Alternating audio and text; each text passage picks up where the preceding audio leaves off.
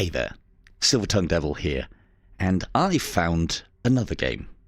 Another game that was on my radar for quite some time, had a bit of a stealth launch, and then I never really heard from again. I've been lucky enough to be given a key by the developers. This is Neon Squad Tactics.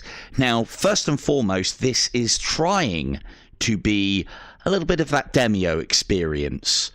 I've played this for a few hours, done a little bit of progression. I'm going to take you through the tutorial, and then we're going to have a look at the main game for a little bit, and I'll let you make your own decisions. I'm still to make mine.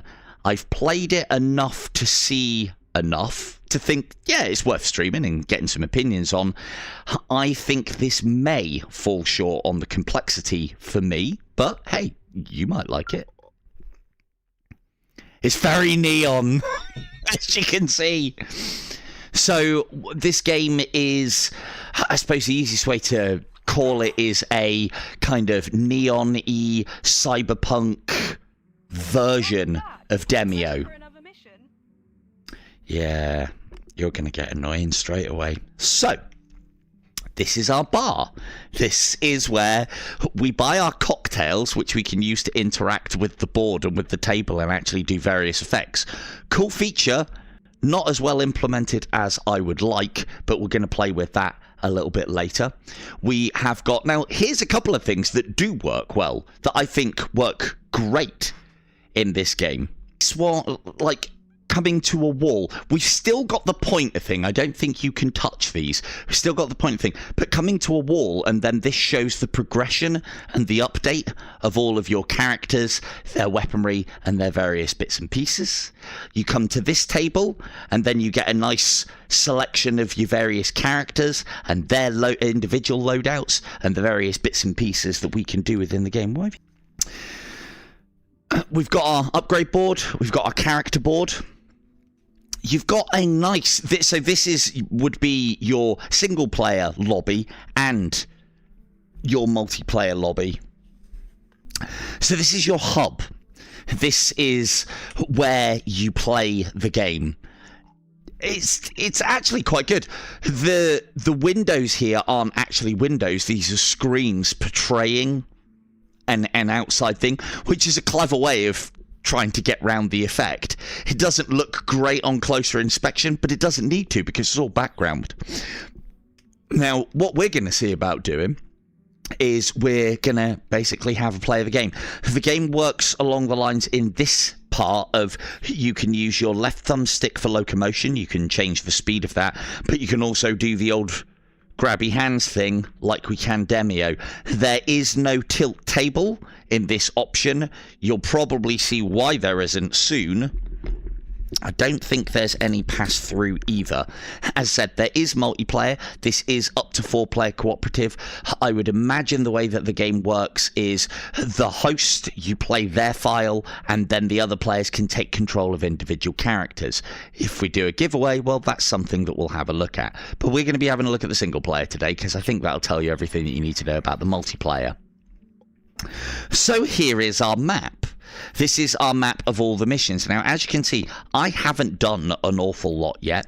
The first two missions are training and advanced training. We're going to go through those quickly now. And then you go on to these. Each mission has 3 levels of difficulty. There are also, which I do like, modifiers that you can add to them to make them easier or harder, and then less or more rewards. Anyway, let's get into basic training. Can't do anything with the basic training on difficulty. It's just is as it is. Hello, operator. First day on the job? Don't worry. Neon's fully automated training protocol has you covered. Time to learn the basics. This is the wagering screen. Here you can choose your squad for the upcoming mission and raise the stakes with mission modifiers. For now, you'll be using our training ring. Head to the quadrant of the table with your nameplate on it. Take the miniature that represents the floor model and put it in the deployment area in the middle of the table. Once you're done, select Ready for your mission menu and we can get started. Okay, so I do like this, that you have to That's basically the process of you readying up. Again, for anyone who's played Demio, this isn't like breaking the boundaries or rules of science. But it could have been just a menu where they select something, but no, instead it is you put your character in there to signify that you're ready. Or, as I find myself doing, you just chuck it in there and we're ready. So let's go and have a look.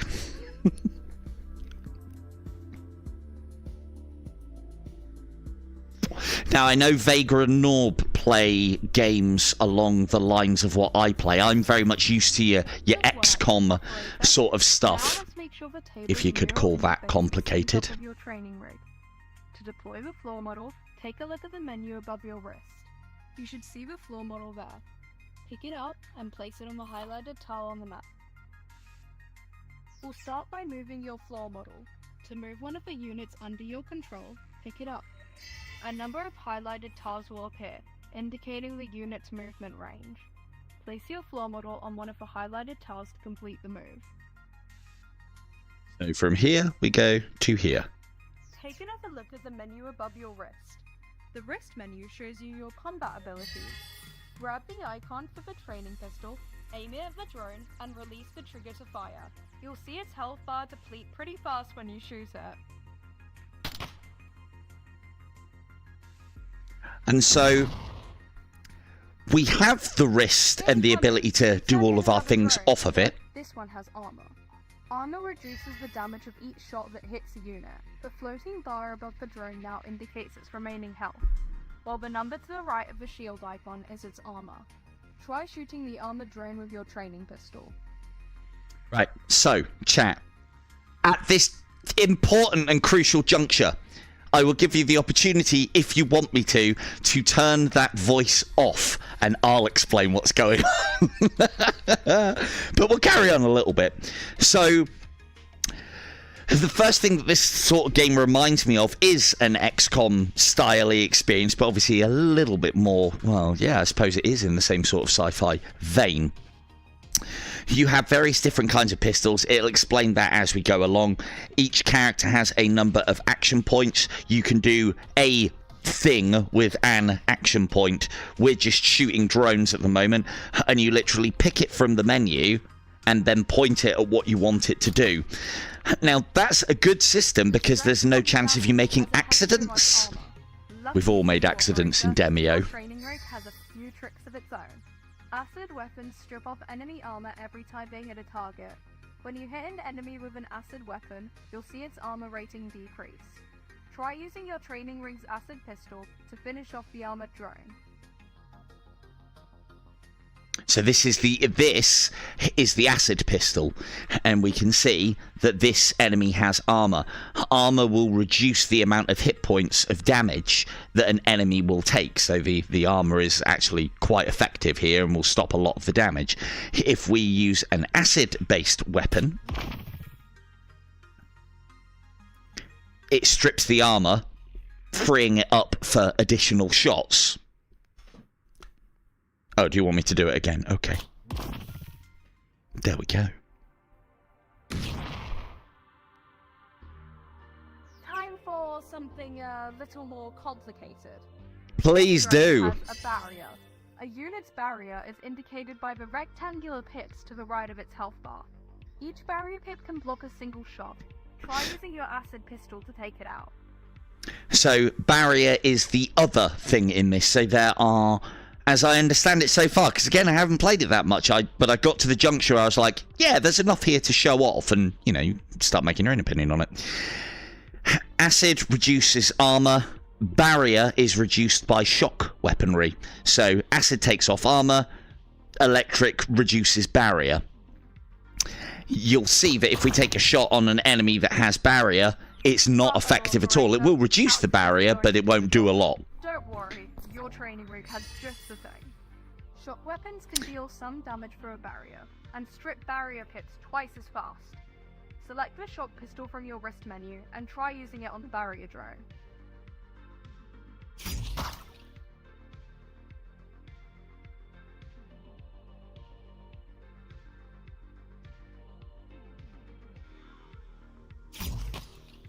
Electricity.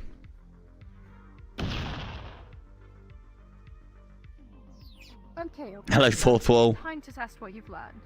This drone is a tough one. It has both armor and a barrier. You'll need to use your acid and shock pistols to take it out. For a tip, operator, barrier applies before armor.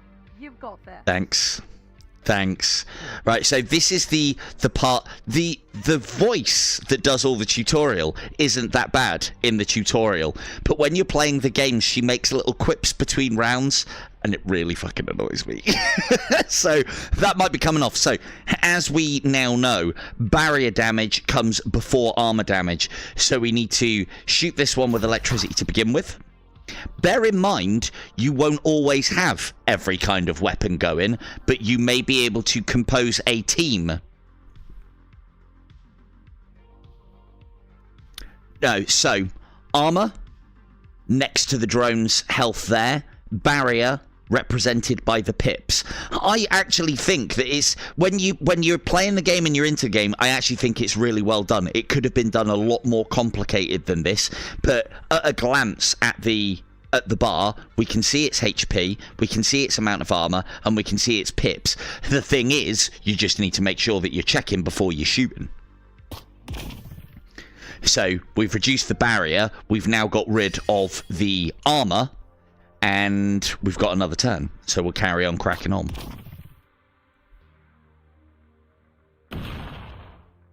Lovely.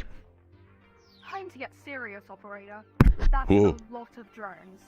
Thankfully, your training rig has a gadget equipped. Gadgets are powerful abilities, but usually have a cooldown before they can be used again. Your training rig is equipped with a grenade. Grenades deal high damage in a small area. Select the training grenade from your wrist menu and try to aim it so that it takes out all the drones. I've already tested, and yes, you can damage yourself. Grenades and gadgets are extremely powerful in this game, and it's the only well, I suppose it is a bit of a complaint. The only complaint that I've seen in the reviews of this game is that you level up too fast and get all of the stuff that you need to just become stupidly OP very quickly. And these ones have their combat protocols engaged. Get ready for a fight. Each turn, the unit has 2 actions, which you can use to move, attack with a weapon, or activate a gadget.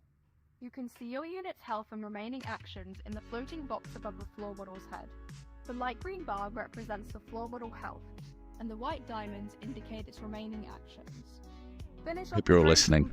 I'm not. I've already done all this. So, these ones, as we can see, are standard. They have 2 action points. This drone is actually labelled and named an armoured drone, and we can see that it's got armour.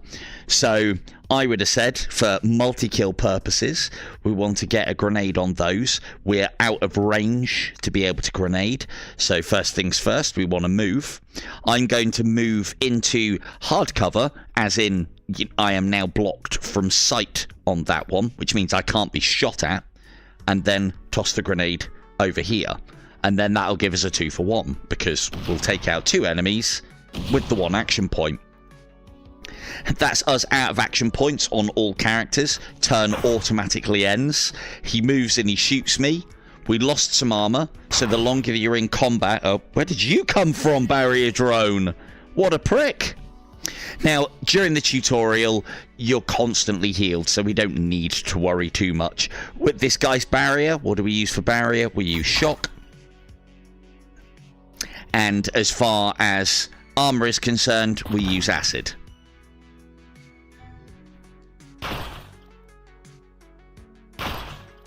Now, because these have got line of sight on us, they'll just use all their action points to blast us. As you can see, we're taking quite a lot of damage, but it's only a tutorial, so it's all good.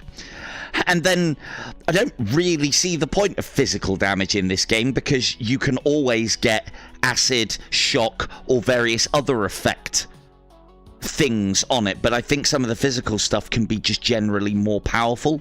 Now, so this is where what tactics and strategy is within this game is if your team composition is able to deal with everything. And then where this could become fun within the multiplayer space is that, I don't know, if I was playing with you lot, you'd have somebody who is all about taking down barriers and another person who's your acid boy. and then you've got to work together to take the enemies out in you know, certain ways to make sure it's done properly.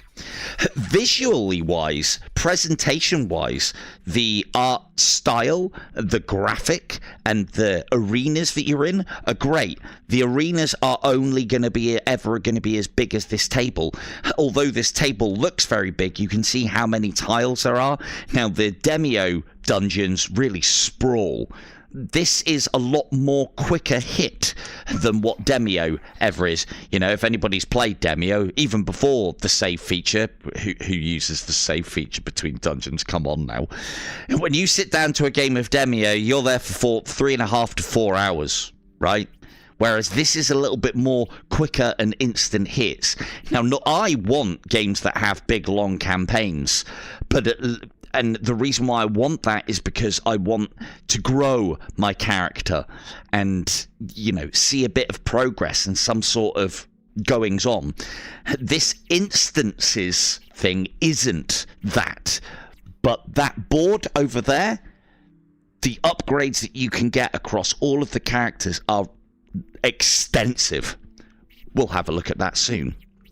So let's have a look at advanced training. Welcome back, operator. We can now begin your advanced combat training. Anybody annoyed at the voice yet? You'll be controlling 2 units in a simulated combat scenario. You'll need to use both of them to take out some enemies and hack into the information console. Go ahead and place both miniatures in the deployment area. We've given you control of a couple of our beefed up training rigs, so this will be a good chance to see what your own squad will be able to do down the line. Once you're set up, select ready and we'll get to work. Place. Bless you. There you go, we're ready. But you can, again, as I said, you're supposed to just put them there. I like the fact that you can fly through this and just get all the setup done just by chucking stuff. So we now have 2 units at our disposal.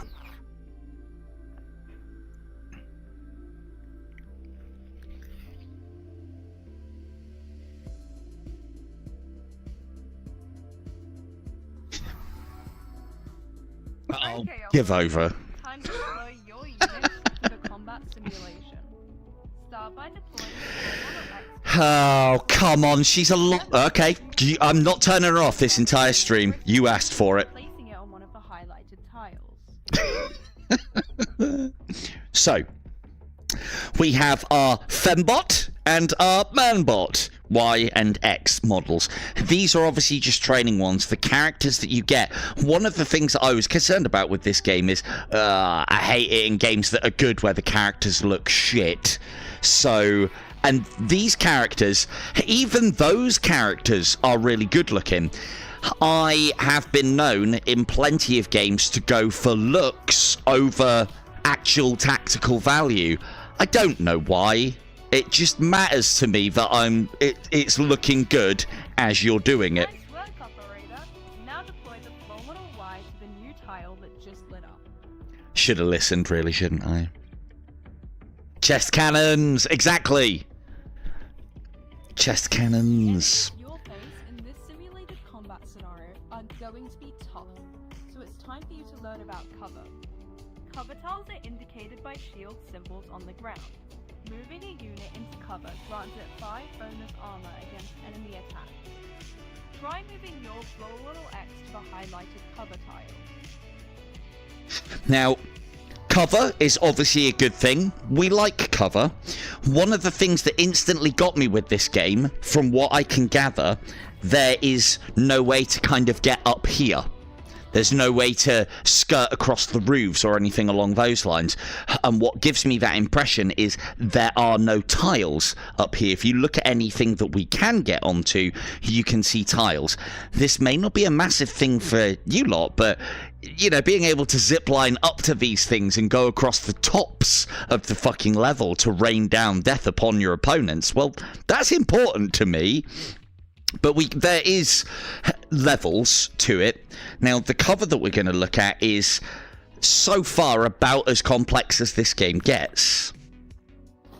There is a little elevation. It should be fairly safe from enemy attack. Time to take there are a couple of levels of elevation, but we're not talking about like getting up here.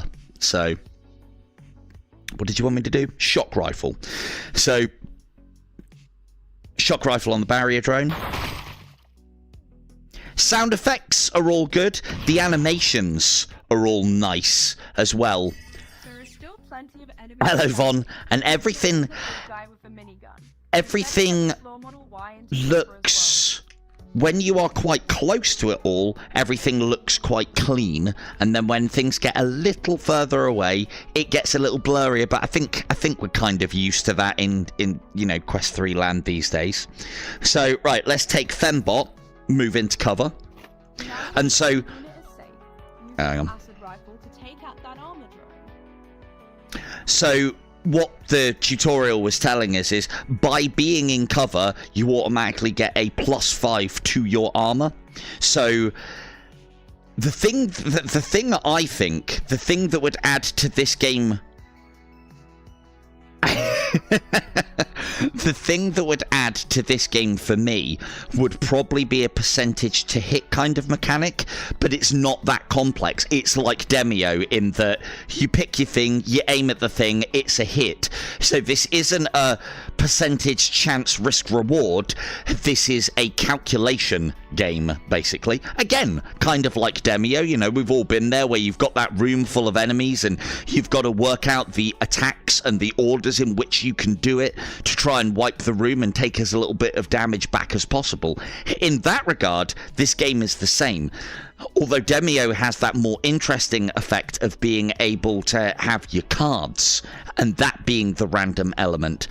Once you've set up and gone into battle, there isn't much of a random element in this. It's about straightforward tactics, as opposed to overall risk-reward style of play. So maybe that's the only reason why I'm bringing it up, because it's not the kind of turn-based strategy game thing that I'm used to.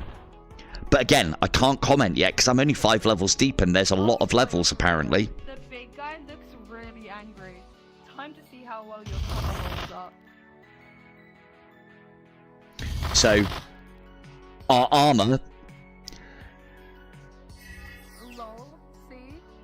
Your cover tile, your floor model Y is barely scratched. That's a big start, but the enemy robot brought more friends. Time for you to learn a little more about gadgets, operator. Gadgets can turn the tide of a tough fight, but most of them have a cooldown before you can use them again. Try disabling the robot on his powers with a floor model X's stun grenade. So, stun grenades literally just reduce an enemy's action points to 0.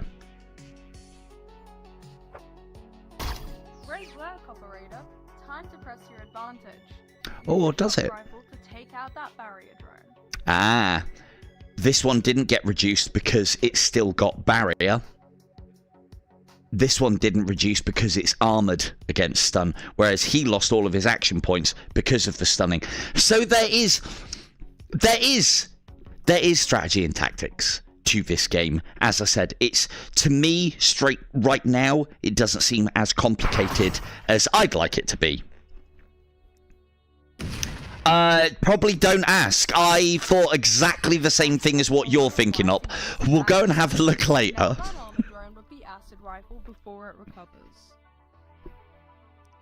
Acid rifle? Check. Where I think this one will be fun in the multiplayer is coordinating and setting up the perfect squad to fucking destroy a level quick sharp. If you like. I like an overpowered, an OP experience from a game, but I prefer to do things, I prefer to be the underdog. So, yeah. But hey, game's a game. Play a game. His stuns ended. Don't get a turn. Pretty handy. There are all kinds of status effects you can use, so be sure to master them all. Yeah. Enemies can apply status effects too. But not if they're dead. Use the shock rifle to great work, operator. Looks like that's the world. I suppose and use your floor model X towards the activation console. I suppose the problem that I have with the OP experience is, as I'm always talking about, or has recently bringing up, my inner masochist is not pleased by having an OP experience all the time. I like to find a way to become OP in a game that you shouldn't be, a la like in Death Unchained and stuff like that. But OP for the sake of OP? But your floor model Y has just the gadget for the job. What I have seen... So this is where we start looking at gadgets, and this is your abilities. And there's a decent variety here as well, actually. Status grants an ally one extra action on their turn. Go ahead and grant the floor model X haste, so that it can reach the console next turn. So this is where your complexities and fun can come into it, is that you are, in the multiplayer side of things, or even in the single player if you're doing it, you build a squad so that it covers a lot of bases, or pushes into one base very specifically. The problem is, in this game, you become very powerful very quickly. Very quickly. And if you're into that, happy days. So we've granted an action point by oh no, we don't even spend one, we've granted one. Sometimes it's better to focus on your objectives, rather than fighting everything on the map. Move your floor model X closer to the console. Game seldom uttered indeed. So we've got 3 action points here. Now we're going to interact with this. Thanks to the haste status, it can still take another action too. Some mission objectives are interactable. Moving adjacent to them enables a special interaction ability. Use the activate ability on the console.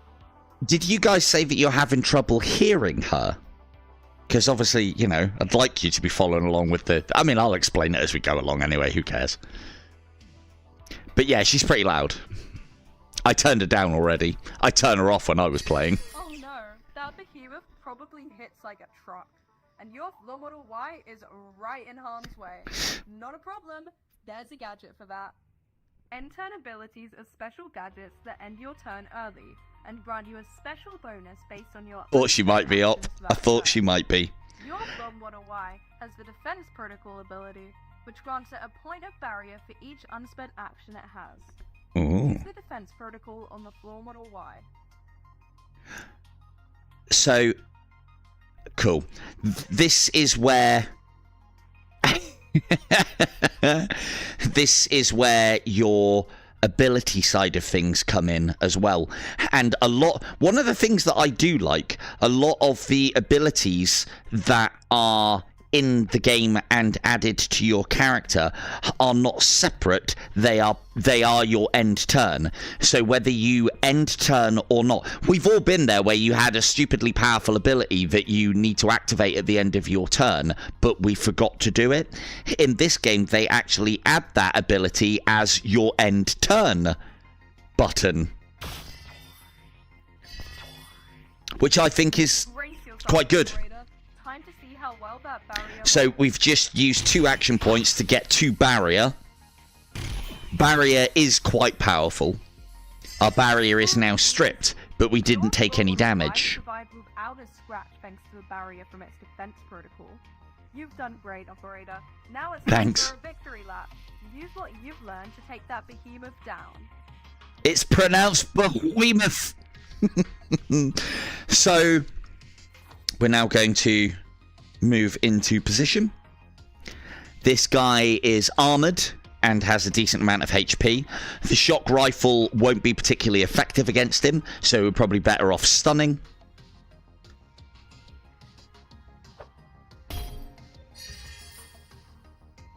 So that takes all of his action points off of him. Now we'll move Trusty Y into cover and use her acid rifle to strip the armor. Stunned, no turn for you. And then once the specials are stripped, every gun is a bit of a muchness. However, there are flame and there's another kind of attack that escapes me at the moment because I haven't really been using it. I suppose, I think one of the problems that I have with the voice is it doesn't quite suit, other than those guys up there doing whatever it is that they're doing, and that voice. This could be quite a serious little cyberpunky style game. It's got that styling to it, and it's got that, and that voice, and some little elements within this kind of, it brings it down to kind of like a bit of a childy element, I suppose. And I don't want that, because I don't think it could be it. But, you know, we're capable of ignoring these things. I know I am.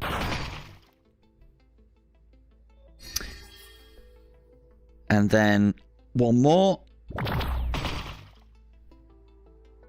And then one, would you like one more?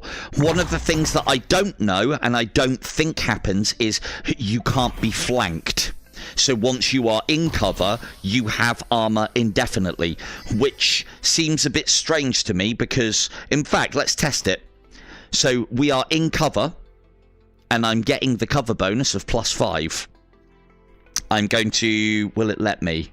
It's not going to let me, for fuck's sake. Oh, it might. This might break the tutorial, but we're at the end anyway. I'm going to waste my turn now. I want to see if you can be flanked in this game, because I don't think you can. Which seems a bit of an oversight. If we're in cover...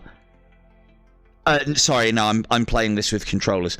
If we are in cover, but the enemy is not, you know, shooting at us at the right angle, then this cover should be negated. It's a kind of basic thing within these sort of games. So, hello, Fee. This one's actually been on the market for a couple of months now, and I've been following it with... I was quite enthusiastic about this game when it first came out, and then it came out and I just heard nothing of it. But as I said, thankfully I got in touch with the devs and I got a key, so I don't need to take a risk, and hopefully you guys don't have to either, because you can see what it's about. This one is $14.99 on the store if anybody wanted to give it that quick 2-hour test and see what you think. Oh, we were trying to waste... This is Quest. This is Quest native. So I am purposely wasting my turn here because I want this to hopefully shoot that.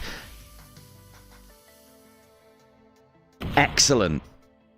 Excellent. It does. So there is flanking. Okay, at least there's a little bit of tactics and strategy to the game. Good. So, yeah. Quiet. Just. I'll do all of this bit. That's my shush. My job. Now I've already done all of that. While you're at it, you could spend some credits on a couple of new weapons or gadgets. You can never have too much firepower. Yes, I know. Right, so what she was basically saying there is, to begin with, you have nothing. Keep crawling across, but you don't have to. You can use the board. You can also adjust your height to where you want to with the old grippy system, and then move to where you want to. So these are the 5 corporations. To begin with, you have no tech tree within any of them, and you just use some of your shares to buy into 2 at the very beginning. Now, one of the things that I have found across the different ones is, to begin with, all of the corporations are pretty much of a muchness. You want to be... There is no bonus or debuff, I suppose, for taking more guys with you, and you can have 4 in your squad. Initially you'll be able to buy 2. The fact that you can choose then means that you might get a little bit of, you know, choice paralysis, because you don't know what to go after, and there are quite extensive tech trees to go through. When I first started, I started out with standard robot and robot that takes a lot of damage. You know, boardwalk, it's a vanguard, it can take a lot of damage, basically take a lot of hits. These are the initial corporations and the initial 5 characters. So there is also, for me, that element of going for the look. This guy looks cool as fuck. This guy looks Okay, this guy looks cool as fuck. The robot even looks good. I'm not too concerned about a blobby cat character. You might like it. I'm not into that. But the one thing that does happen is as you level up the corporations, you get access to different characters. I think there is only at the moment... There was definitely 2, and I believe that is per corporation. There might be 3. I don't know.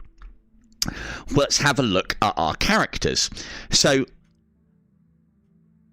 yes, you can... Well, I don't exactly know how it works, Kim, but I would imagine, because it is 4-player cooperative, I think the way that the game works, and again, this is what I'm hoping to get some keys for, to give out to some people, and hopefully do some giveaways so that we can show the multiplayer off.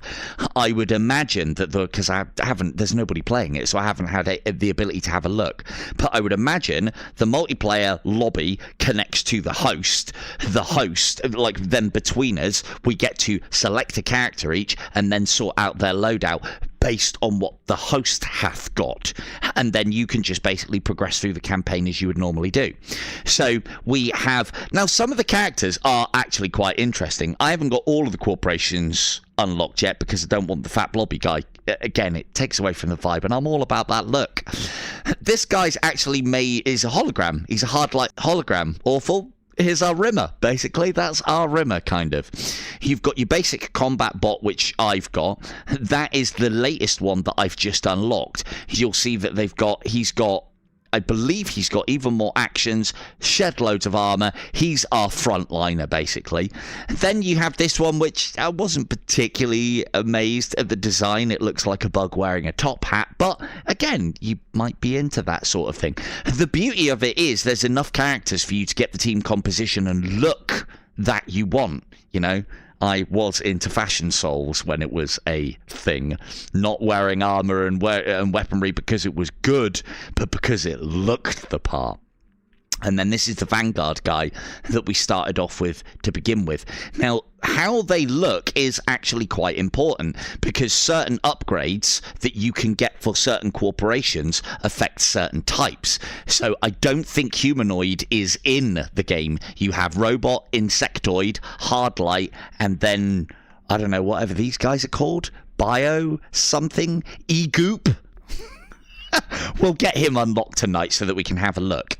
Now, this is where the guts of the game is, and for me, I've found that you can become incredibly powerful quite quickly just by playing 1 or 2 of the same levels over and again just a couple of times to get some credits, and then all of a sudden you can start playing the game on hard and you can just destroy everything quite quickly.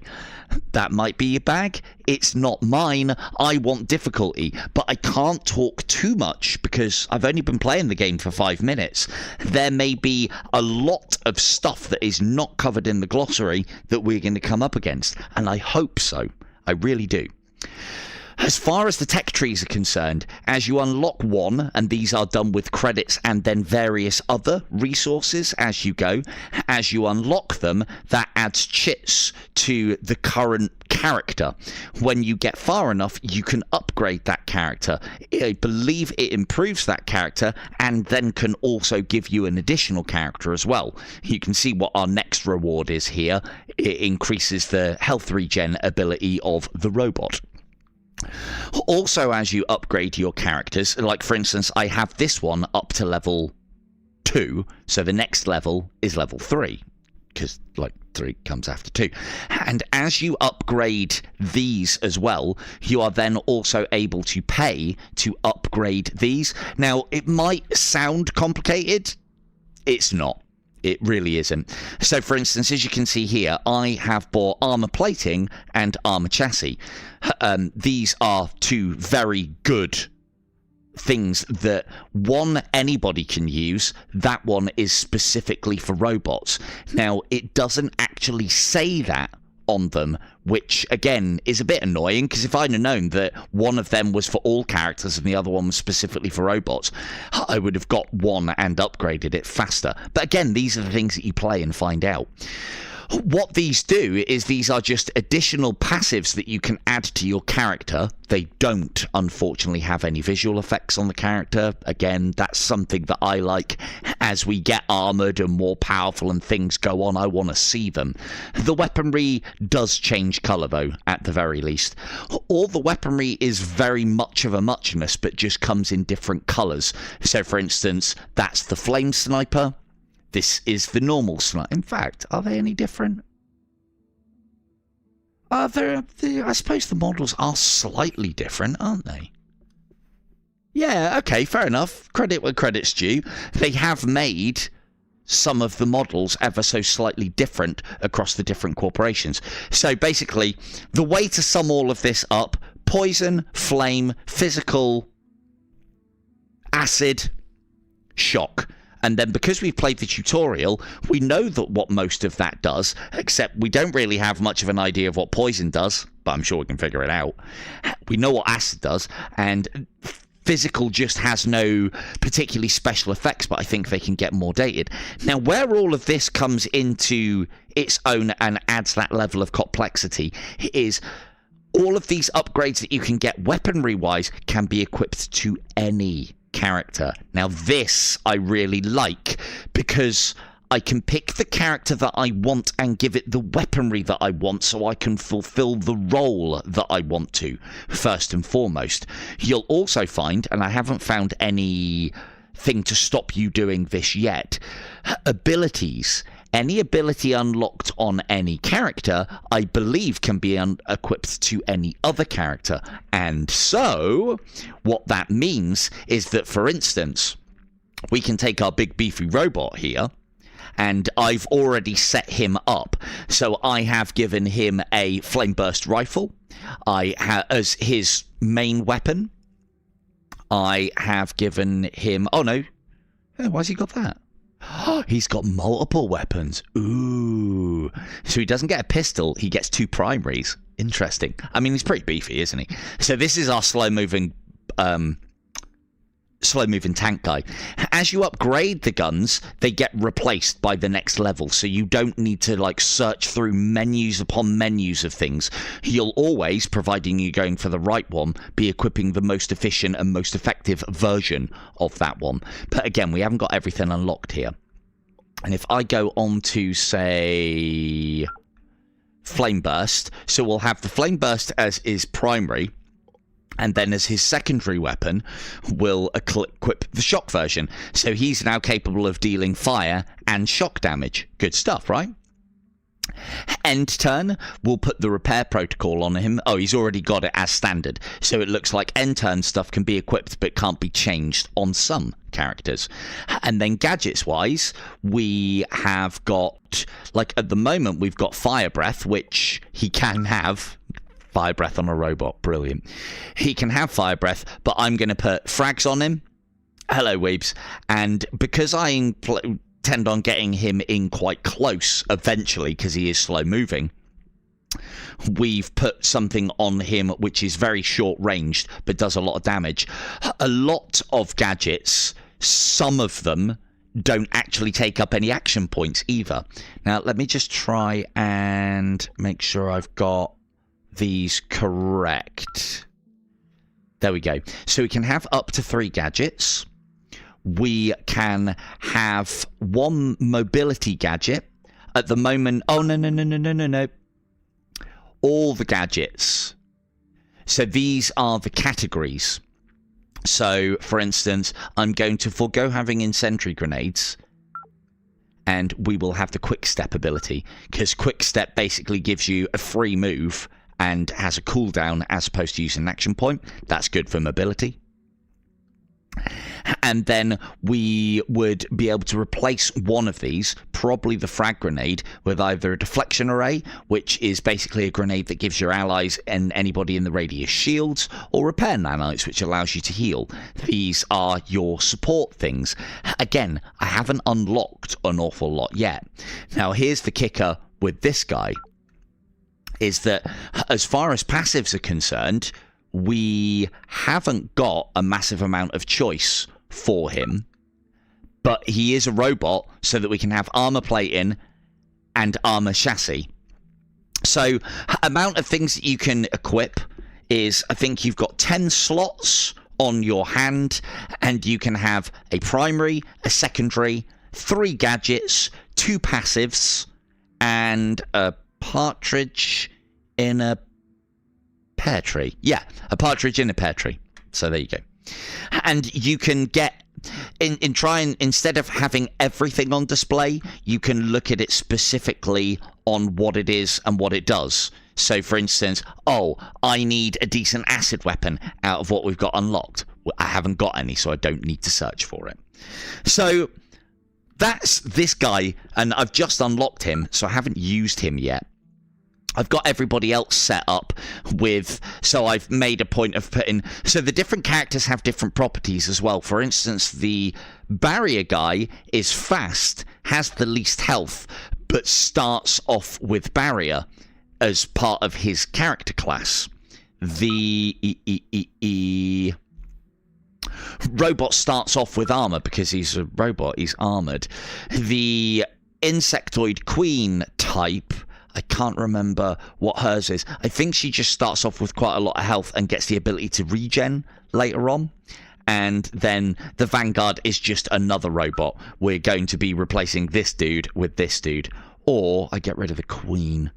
I'll decide in a minute. So,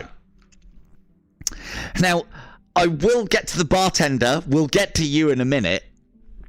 Just as a quick aside as well, they've added a game which unfortunately is quite strangely compelling. You are a runner. You press the button to jump the barrels. It's really fucking hard. So, but it's one of those where it's like, I just want to get to 10. I just want to get 4, 5, 6, 7. Fuck that game. So you've got something to do in the menus. You can also talk to the barkeeper and buy various cocktails, but they ain't for drinking. They're for tipping on the table to apply special effects to enemies with a 3 per mission limit. Do not forget about this. One of the things that I still don't know is what the currency is that buys these. Why would you put 100 there if they don't have a cost? I think it's just a placeholder value or something. The important part is you can get 3 per thing, and they do various effects like restore 100 health to a target, grant an additional action point. And so if you are having a particularly tough time on the table, you can go over to the barkeeper and order a drink, pour it on your characters, and you'll get special effects. It's a nice way to do it, I guess. It's different, isn't it? Isn't it? So, what we're going to do now is we will have a look at the first proper mission. Now, I'm going to play this in a harder mode, which then just means that we get more. We get more shares, which allows us to unlock more corporations and various bits and pieces. We get more money, and we get, I think it's nanochips for this one as well, and they work in various different ways. Now, I've been playing this game and unlocking stuff, as you can see from the board, what feels like 5 minutes. Now, this is the first level. Bad news, operator. I thought you might like that, Awful. But it looks like some mercs are planning to jump them. First day on the job, and somebody already wants you dead. This will be a good chance to test out your agents in combat. You can adjust your agent's equipment in the loadout area near the research tree. Make sure you've purchased any weapons and gadgets you think you'll need, and be sure to equip your agents before the mission. During deployment, you can also apply mission modifiers that will make your job easier or harder. Struggling to win? No problem, you can scale things down. Although making a mission easier does decrease the payout. If you're feeling really confident, you can also make a mission much harder for bigger rewards. Feel free. They're not that much harder though, unfortunately. If you like the look of, then ready up. So, as I said, I've probably done the first mission a handful of times, and then a couple of missions after that. And I found that I'm, like, kind of basically set up for the game. If you get this game to begin with, one of the problems that you will have is you don't have a full squad of 4 to begin with. So you need to kind of play missions a couple of times to be able to at least get a full squad of 4. As we can appreciate, it is much better to have 4 sets of action points doing stuff than only having the initial 2 that you start off with. We're going to take Hard Light Guy. We are going to take Big Robot Dude. We are going to take Vanguard. And we're going to take normal robot dude. That means I'm missing out on sniper. My sniper. I have my insect queen as a bit of a sniper. But I do have another sniper in that bunch there. Because of the game not being particularly complex, range is better than... Range basically trumps everything because you can sit back and snipe things. And there's no... It's not like it takes multiple action points to fire a sniper as opposed to an assault rifle. So you might as well go for the thing that is A, highly damaging, and B, costs the same amount of action points. Yes, you can play this single player, no problem. Now, one of the things that I would recommend, because when I first started this, having 2 agents going up against the first mission, even in easy, was a little bit difficult. Do remember that you can power yourself up using these elements by chucking them into the middle, and do remember that the bar is over there. I'll explain what I mean in a minute. So, when you first play the game and you're on your first mission, I'd highly recommend using damage up, HP up, get that extra revive as well. As you'll see, all of this reduces the multiplier on... Multiplier? Am I even English? Multiplier on the total rewards.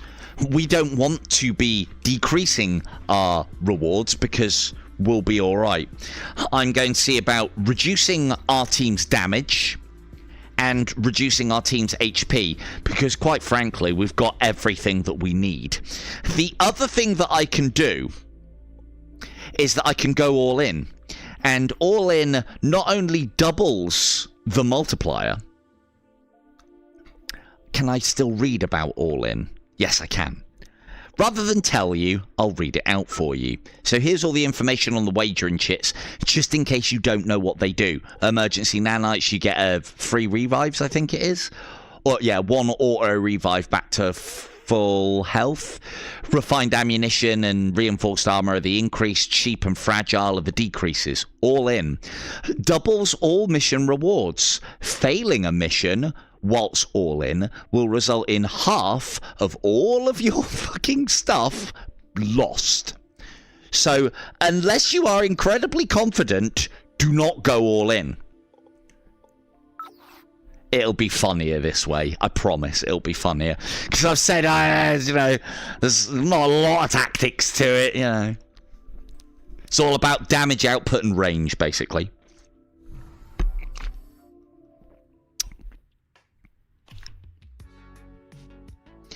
Music is very good.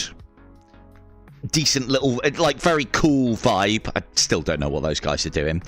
And you have the jukebox here as well, which allows you to skip through songs. See if we can find something fitting.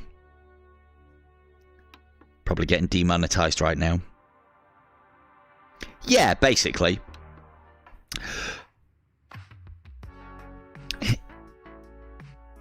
So that again, there's a what? Oh, I've got it right here. Hang on. There's a trick bet. Yeah.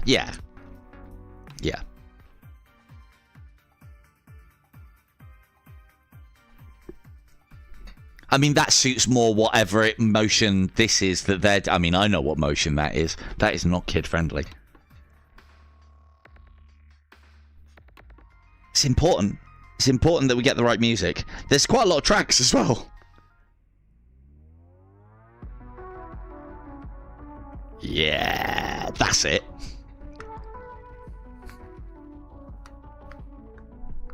There we go. So, let's have a look at the battlefield and see what we've got here. So we've got robots, armoured. These ones are all on hard as well. 50 HP, decent amount of armour as well. We've got regular troops in the back. This guy I know from playing as a sniper, as a sharpshooter. He's got massive amounts of range. Now, another thing that I can forgive it, but I was kind of hoping for it, is there's no there's no reason for elevation in this game. Elevation doesn't really stop line of sight unless you're really far back and behind. And also there's no advantage to firing down from an elevated position. There could be later on, but I doubt it. That is a bit loud. That's good music as well. Let's go for something a little bit more backgroundy. That'll do. Right. So, we deploy. The order in which you deploy is your turn order. So, we will lead with our sniper so that I can take an initial shot. I'm going to use my hard light guy as far forward as possible to charge down that right flank. Look at me making it sound tactical. I'm going to pop my big guy. He's just going to get involved. He's just going to get in there and get involved. And then the Vanguard can back him up. So, there's our Neon Squad. Let's see how Neon Squad handles itself. Now, here's all my buffs kicking in that will make me basically untouchable. And we've got some various abilities as well. Now, I highly rate Quick Step because it's just a free move without having to use actions, and it just has a cooldown as well. So you want to use this in your first turn so that you get as many uses of it as possible during a game. We grab, we point at whoever it is that you want to Quick Step, wherever it is that you want to Quick Step to, and then you release. So there's no possibilities of doing things by accident here. You have to grab, hold, and release. Again, as I said, we've all taken accidental turns, accidental end turns, accidental stuff in Demio. The system in this seems to stop that. Now, the only problem that we have is his sniper rifle isn't particularly good, and the armor will be penetrated, but not at a decent range. But we should be able to get a couple of shots off here. That's cracking through the damage. You'll also see as well that these guys from that shot, I don't know if you could tell or not, but they got alerted. So the way that you tackle a level is also quite important. Basically, for instance, we want to be holding this area and fighting these things. We also want to try and get that guy as soon as possible as well. I completely forgot about him. You know what? I think we'll be fine. I really do. Let's fly up to here with a Quick Step. And then let's use his barrier rifle to take this dude out. He's now alerted. Once a character is alerted, they are then able to tell that, providing they survive a turn. No, moving normally is one of your two actions, but the Quick Step ability that I've equipped to all of my characters for the moment, because I haven't got any others, gives me a free movement. So I'd be silly not to use that to, for instance, with this guy who's got this juggernaut, my kind of character, this guy who's got a huge amount of armor already, I'd be silly not to Quick Step him into cover and then start getting him chucking nades. Nades also have a cooldown as well. I would heavily invest in throwables, Vonal like that. Heavily invest in throwables in this game because they're just good. Flame is something that we haven't seen before. Doesn't have any special properties, but it does inflict burn. Now, I think this is, with most of these kind of games, the reason why a assault rifle would be better than a sniper rifle is a sniper rifle is a single shot, whereas an assault rifle, you can see there, hopefully, is 10 times 3, so it does 30 damage across the 3 shots. I think what that is getting at then is that although this is shorter range, it will apply the effect 3 times. So the enemy will have burn on them thrice, as opposed to a burning sniper rifle that would only inflict it once. So that's where some guns aren't quite as redundant. But again, if you can sit back and just snipe everything from huge range, well, why wouldn't you? No, it only did inflict 1 burn, so yeah, that's strange. Now, as you can see with the flame burst here, we are out of range. You can't take the shot. That's actually quite cool. I didn't realise they move around. Very nice little features. And there's lots of little stuff like that, which in a board game, you know, they've taken what could have been just a simple board game, and at least the characters are a little bit animated, and they're floating, and there's various pieces. Yeah, area of effect stuff is always good in these style of games. Now, what we want to do then here is we want to move up to just within range. One of the things that I don't like is you have to actually take the rifle out to work the range out. Now, we can see here that we are, 2 spots off of getting close enough to be able to do anything to this guy. So, in that circumstance, we'll use our quick step to get us 2 spaces closer. We haven't got any cover to get to, but that isn't a problem because this is the last enemy that's actually alerted. And then finish them off with a burst rifle shot. I am hoping for a minigun in this game. I really am. That guy with a minigun is going to be great. Don't think that just said alerted, did it? No. Oh, no, it might have. I don't know. It definitely said something over there. Don't know. Anyway. And this guy's got a pip left, but I don't want to advance him. The other thing that there isn't in this game, and I suppose, again, for how it is, I play a game like this and there's certain features I expect. I expect usually a percentage system as far as hits are concerned. I expect some sort of bonus for elevation as well. And, most importantly, I expect... I can't remember what the last one was. Damn it. Most importantly, and I can't remember what it is. Ah, well, let's just end the turn and get it over with. I'm sure I'll think of it in a minute. There are drones on their way. Be careful. So you can see a bunch of drones have spawned in here, so we now have to deal with them. I've already played this level. I knew this was coming. So that's one of the other elements that potentially could be... could take away from the replayability of this is once you've played a level, you're going to kind of have an idea of how to play it, but then changing your equipment, changing the weapons, the new unlocks, there'll be different ways, or I say different ways, faster ways that you can go about it. Anyway, we'll use the sniper.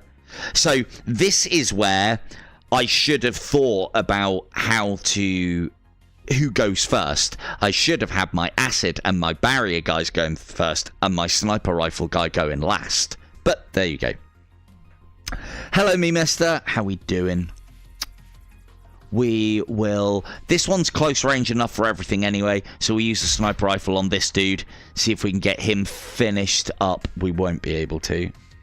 Well, we can get him reasonably weak.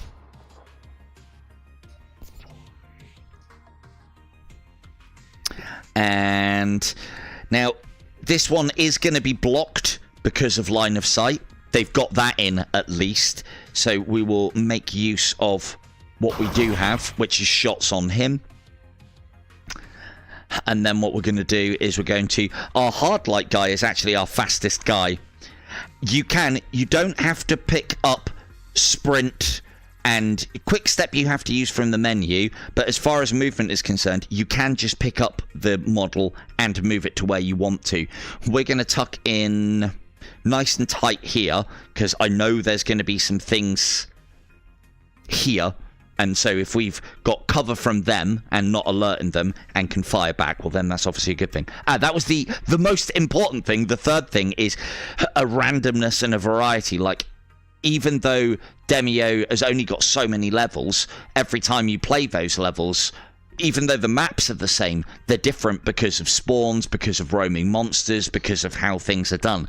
Whereas with this one, I haven't seen that yet. So, again, it kind of smacks of the whole roguelike thing. But if I have a good game that I want to play a lot, I want it to have infinite replayability, and roguelike, if the game is good, the mechanics are good, roguelike is a very good way to do it, regardless of what people whinge about. So we'll use our guy to drill that one. That might have only been applying one burn, because haven't used this yet. We'd have to get closer to do it though. Boo. We'll save power raw for later. Or should we just do power? No, we'll just do power raw now. Actually, I've already used one action point. Boo hiss. More flame rifle shots, please. So that has, as we can see, applied the burn effect twice, even though it's a 3-shot rifle. So normally I would expect triple hit to apply the effect 3 times, but it's only applying it once per attack. So my previous advice stands now. Again, no difference between using a pistol, your primary and your secondary, so we might as well use the heavy damage dealing thing. If he wasn't dead already, he's a Moyo Amu because of the flame. And now we simply start moving everybody up. Who are we on? Oh, we're on you. Have you got extra? No, we're not on you. We're on you. That big arrow indicates who we're on. So we'll put you behind hardcover. Ready your weapons. It's round 3.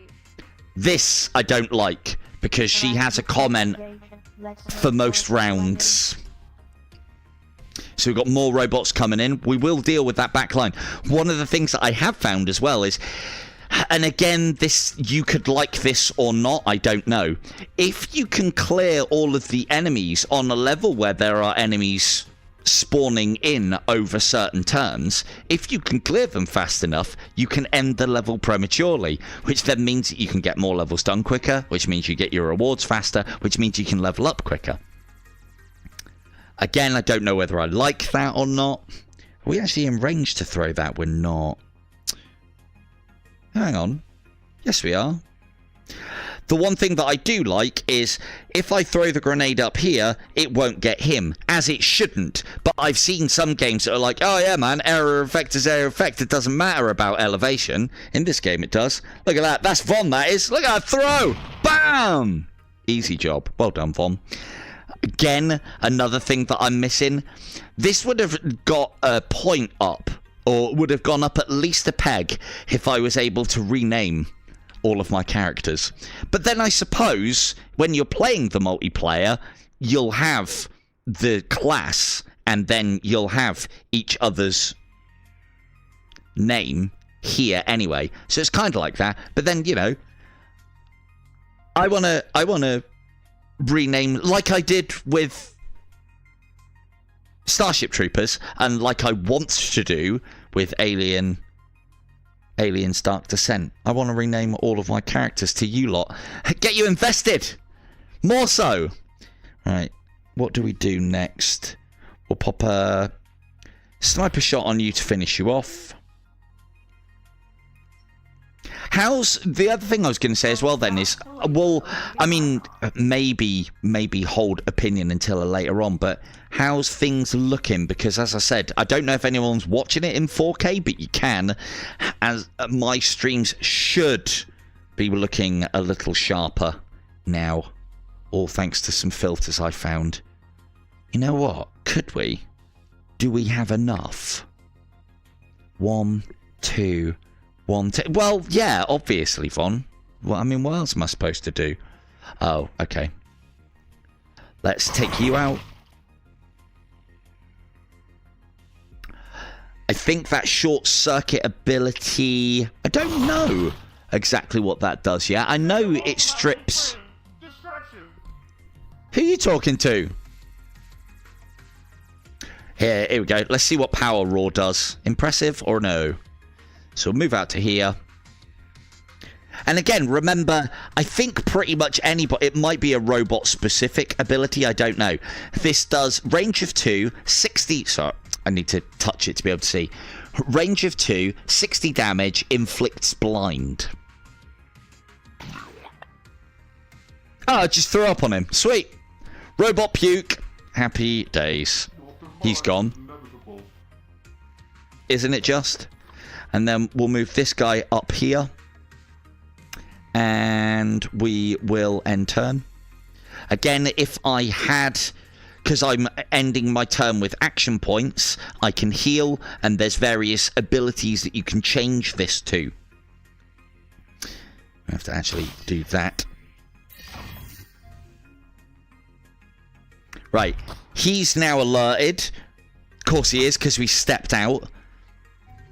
It's not doing that much damage, but all of these are going to try and concentrate their fire. They're moving in now. This could be tricky. I think this, because I've heard her announce the rounds so often, and she says the same thing each time, it isn't like dynamic as to how well you're doing. I think that's why the narrator annoys me. But anyway, let's get this tidied up, shall we, and then do some upgrading.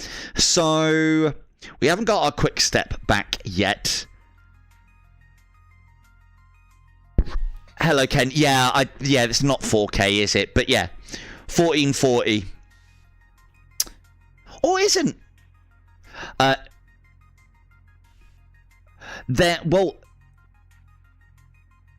are free actions, but they're ones that you equip to yourself. So, for instance, quick step is a free action.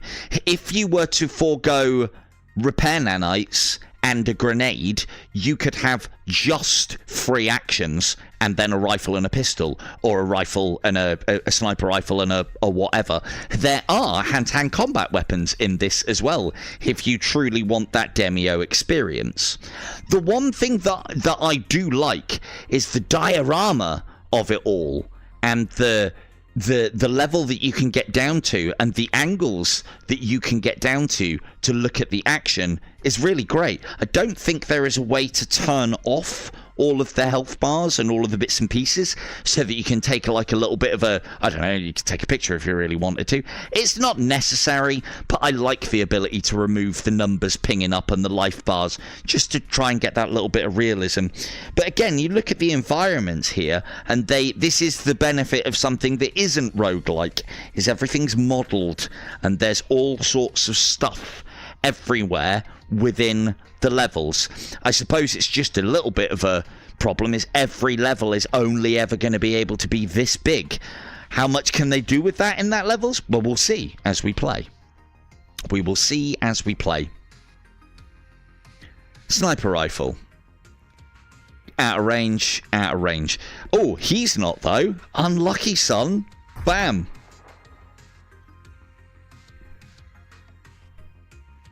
Another one for you. But yeah, you could make characters that have a lot of free actions and a lot of versatility and a lot of abilities, as opposed to pure damage dealing. In a game where if you can take them out quickly, you can end the game prematurely, well then you'll probably see why you want to be taking all of the abilities that probably do cost action points but are mega damage dealing.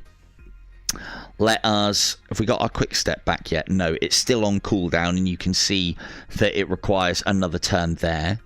We could. I haven't found, I don't know the extent of this. So as I said, I've only got so far into this game, but let's pop ourselves here. Like for instance, this isn't cover against him, and I don't know, man, I think it should be. You could duck behind that. That's at least partial cover, I think, but you know, just me. And then we get no advantage to shooting this guy as opposed to this guy. The only difference here is this guy we can take out in one blast, this guy will take more, but we've probably got more guys in range of that one. Yeah, he's only going to take one, and we can finish him off with him. So let's get some damage on this guy, because he's the heavy hitter. Don't know what the short circuit ability does yet, so we'll have a look at that. Should be in the menu somewhere. Have you got 3 action points? No, you have only got 2. Let's move you up. Can't get into cover because he's slower moving. Am in range though, and you better believe we're using that flame rifle because it does damage over time. So he's now electrocuting and on fire. We like that. I reckon that shock thing might be even good enough to take a single action point off of them. I might leave him alive just to test that theory. And then this is what gets me killed, chat. Telling you now, this is what gets me killed. Move this guy up here. Pop some shots in.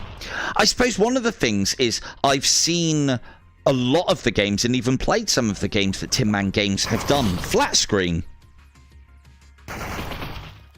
There goes our barrier. Light is up high. Be alert. And how many? Oh no, yeah, what am I talking about? He used 2 actions. Fucking idiot. Fuck off. Oh, we still got that guy left, haven't we?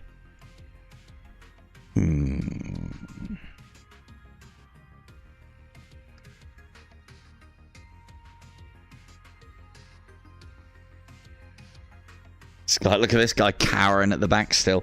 Oh, that's okay. Let's take him out. Snipe him down in 1. Lovely. That's the sniper shot you want. Good. Sniper in the back. Snipers in the back. The sprint ability is the same as move. So if you pick the model up and move, or you can tap sprint and then just place. So yeah, it basically means that you can get down to the board game level and move the pieces, or you can do it at the demo level. So you're catered for whichever way you want to play the game. Oh, this guy's still got his quick step. Let's get him to here and then see if he's in range. Oh, 1 tile short. Of course he's 1 tile short. So what we'll do in this circumstance, we've got 2 choices. We can move him into cover and give him armor, or we can obstruct him from that guy's view, which would be a better shout because then he can't take any damage because nobody can fucking see him. Or at least these guys down here can't. So this is hard cover, but you can't peek round it to shoot. Again, I'm used to that in certain games, but I'll forgive it. The one thing that I will say, all of those upgrades and skill trees and tech and building your team, and the possibility to do this in cooperative mode as well, is all very appealing. But look at this. 1,350 credits, 45 shares, and 114 nanochips. I reckon I might even be able to have those entire tech trees, if I keep doing this, unlocked by the end of this stream. Wouldn't have done all the levels. The one thing that I will say, and again, it might take me some time to do. The one thing that I will say is I am desperate to eat those words. I want this to be a challenging game and have replayability and have cool levels where there's, you know, more going on than just do the damage to the enemies quickly, win. So, right. Let's go and have a look. Note how we didn't even need to use the bartender. And I haven't played that many missions. Again, this is the only real negative criticism, other than there's not that much in the ways of strategy and tactics to the game. There is the possibility that those same people think that because they haven't played enough of the game. Again, I am desperate to find that out and get it confirmed. So, let's see. We want to go to the upgrade board. And what we're going to see about doing is I want to see how many more characters that there are unlockable. And I think we got the big robot dude from pushing into this one. So let's carry on with that. I will not deflector array incendiary. So scorching leap. Leap a short distance, landing with a powerful burst of fire. This ability does not consume an action point. Well, we've got to see what that looks like. So let's get that bought. And then we can instantly buy the upgraded version of that because I've upgraded the company to level 2. So we'll upgrade that. Bear in mind as well that 1,450 credits that I got, that's from the first level on hard with the double thing. You could slow pace this game as slow as you like, but I'll tell you now, if you get the right abilities and the right combination, you'll be able to tear through this game, I feel. Weaponry wise, this is all I have unlocked at the moment. I think the tech trees might go out even further than here. I don't know if that's the end of them, but there's definitely 2 other weapons there, and I don't know what they are yet, but we should be able to find out by picking up a flamethrower. You have a rocket launcher or a mortar of some kind, it says, but it looks like a rocket launcher. Grenade launcher. That looks like the equivalent of a shotgun. There's your Scorch Blade axe. That is your sniper rifle. And then there's 2 others. Maybe Maybe, Doc, but it's the complaint that I've seen about this game is you become too powerful too quickly and then it just trivializes the game. Now, if you like that, fair enough, but I don't like that. I want challenge. So the thing is, you could then say, well, then you can make your own challenge. I don't want to have to make my own challenge. It always feels so droll to like, oh, look what I can do in a game. I want there to be a particularly hard and nasty mode for me to play. Again, maybe I'm in the minority. Maybe I shouldn't be catered for. Maybe I should shut the hell up and buy this shotgun or flamethrower. So let's buy the flamethrower. Now, the other thing as well is, as we are buying these, as I said, you collect these chits. When you get these chits up high enough, we can then upgrade the company. So we are basically encouraged / forced to buy a wide selection of things and upgrade them to keep the upgrades coming. But I would have said in a game where anybody can use most of these things on any of the characters, we want two things. We want all 4 characters unlocked, so we've got the maximum amount of action points to shoot across the level, and we want... What is that? Oh, is that an LMG? Oh, it's a minigun! It's a minigun. Well, it's not a minigun, that's an LMG, but at least they've got a minigun in it. Happy days. Right, well, I'm happy. That's me sorted. I've got my HMG. Sorry, Weebs, to answer your question, this one is only $14.99. So, and I think value-wise, there's enough content within this to justify that price, and then there's the 4-player cooperative element to it as well. So, there you go. I just answered you, dude. Yeah, sorry, my TTS. Let's say that the TTS didn't come through promptly. Let's say it was that. Yeah. Sorry, I was in the middle of a tirade. As I so often am. Right, let's get the minigun bought. And then let's level up the minigun. Let us see about getting a flamethrower as well for somebody. Again, I'm interested to see all the different effects and what they look like. And we'll also grab that axe, the Scorch Blade. So, already I'm liking the fact with some of these things that I'm buying here, because I haven't seen this yet, you could have a character that their sole basis is leaping around the map, smashing things in hand-to-hand combat, a la, was that the Barbarian in Demio? Kim's favourite, I think, where he's hook-shotting and leaping across the map and doing all that wondrous stuff. Problem is, there's a 3-turn cooldown on that. I'm hoping that there will be abilities that will allow you to reduce cooldowns of specific abilities, or allies to reduce cooldowns to power things up. Maybe that'll be a thing. Now, what do we need to upgrade this? Increased corporation rank will unlock access to more upgrade nodes. So the next level here is skin customization for the Vanguard. I love customization in these sort of games, and it depends on what it is. If it's just a couple of extra skins, then happy days. If it's the ability to start changing color schemes, well, there you go. Yeah, nice one, Awful.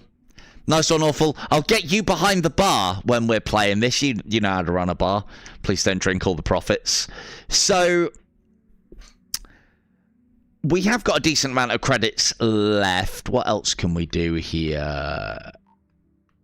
We'll grab another one of... Can we even get that yet? Or do we have to get that up to level 2? Oh, no, look, we haven't got the... Oh, no, we haven't got the cash. We've got the nanochips for it, but we ain't got the cash. So, I've been able to progress quite a ways away through this. I reckon of a hand doing... Somebody like me will then look at this game and go, right, so if I do that mission 12 more times, I can unlock everything. That's just me. I think they are. Hello, history. So, let's have a look at seeing... Now, I haven't played this one in hard yet. This is our first deployment. Let's bump this one up to hard. The other thing as well is, with that double down thing, if you haven't got a lot in the bank, then you haven't got a lot to lose, so you might as well. Nice work, operator. You gun down Thanks. those mercenaries without any meaningful signs of distress or psychological trauma. You're going to be great at this. Some more mercenaries are causing trouble in the corporate sector. Take them all out. So the one thing that, as I said, I have my concerns about this game. It's great on the outside, but I feel that it might be lacking a little bit in the actual tactical depth, and I feel that it might be lacking a little bit in the difficulty and the replayability. For $14.99, from what I've played here, especially you've got a couple of mates going, it looks like it's all right. But again, you can make your decisions on those things. We're all big boys and girls. You don't need me to recommend stuff. But what I'll make a point of doing is I will play this through, and if any of you do get it and want to join me, you are more than welcome to, and I'll play this through so that I can give a more complete overview of it, which I'll report on my Discord or do another stream of. I'd love to do a multiplayer stream of this because you all basically look like corporate robot types as well, which is quite good. Anyway, oh yeah, I've got to have a look at the what's it called, the Mars course as well. I'm keen to play that one. So let's get this guy unequipped. Unequip the flame burst gun of awesomeness and equip the... Oh, can he not have it? Interesting. Why can't he have it? Ah, because it's in the heavy category. We are totally having the dragon. Bam. So he's now got a heavy. I am keen to see these skins, and as I said, what I'm hoping is that I think it's just skins of the different kinds so that you can show off to people what you're specializing in at a glance on the table. So the skins actually have a practical use, but I also want them to look fancy and you to be able to pick your color schemes so that everyone can be individual and everyone can look different, because that's what we want, isn't it? We all want to look different. So the one thing that we were lacking a little bit there on that level is an additional sniper. So let's change our vanguard, normally our guy that you would have as... We haven't got very good snipers though, is the problem. Ah, interesting. So it does, I have seen it come up a few times. Just explain this quickly, because again, I've stopped playing this purposefully so that I can start showing it off. If we look here, medium to heavy, so this is what this means. Now, light medium, light medium, light medium, light medium. So this tells you what gadgets and what various bits and pieces their class can equip. Like, for instance, you can't put any of the light you can't put any of the light stuff on this dude, but he can have the heavy weaponry and so on, as you'd expect from that. Now, that tickles my fancy. Why? Because that is not explained anywhere in the tutorial, and when games do that, well, then that might mean that the complexity that I want from this is later down the line. Is that a good idea, though? Well, you've got to draw the player in, and if you bore them too soon, that could be a bad thing. But again, if you're enjoying the vibe and liking the leveling up and so on, then it shouldn't be a problem. So, we've got the dragon on him. And let's go... We wanted to put a sniper rifle on this guy, but I don't think we can. We can give him a flame spread. I'm going to put that on my hard light guy, I think. Not training rifle. Where is it?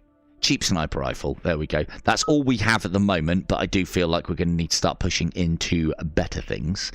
Let's have a look at all. What's he got as his secondary?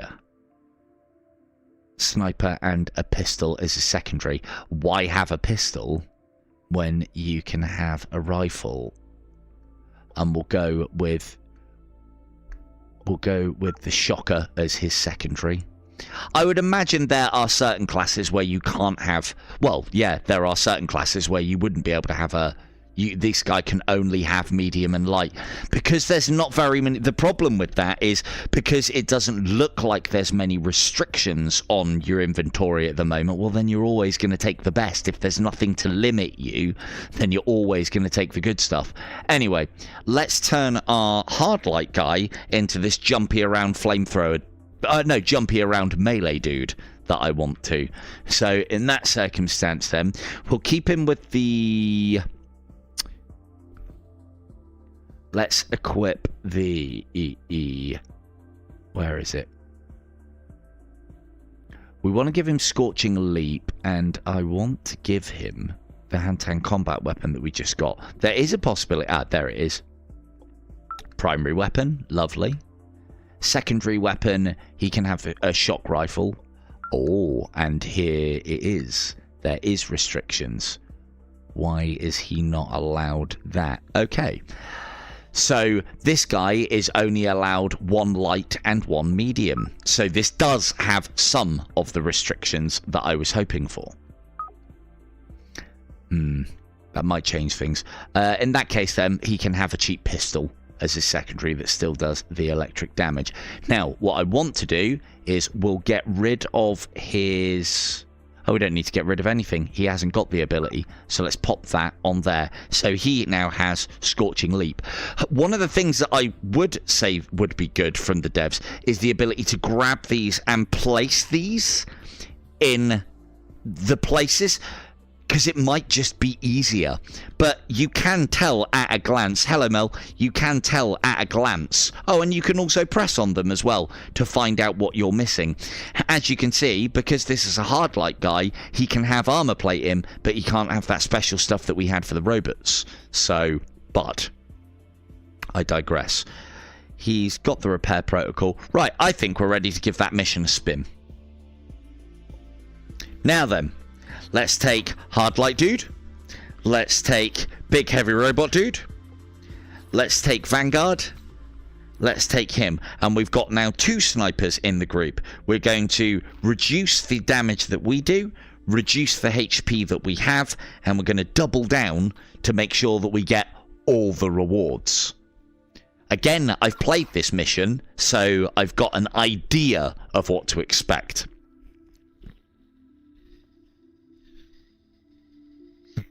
So, on the outset of this game, I would say, yes, it is more simpler than Demio.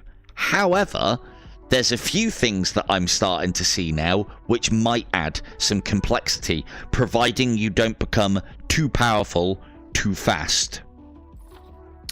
Now then, Vanguard in the front, Hard Light guy there. Snipers in the back, and they're going 3rd and 4th so that they can put their shots out last and deal with the threats that we've left at long range. All of our bonuses shall be applied.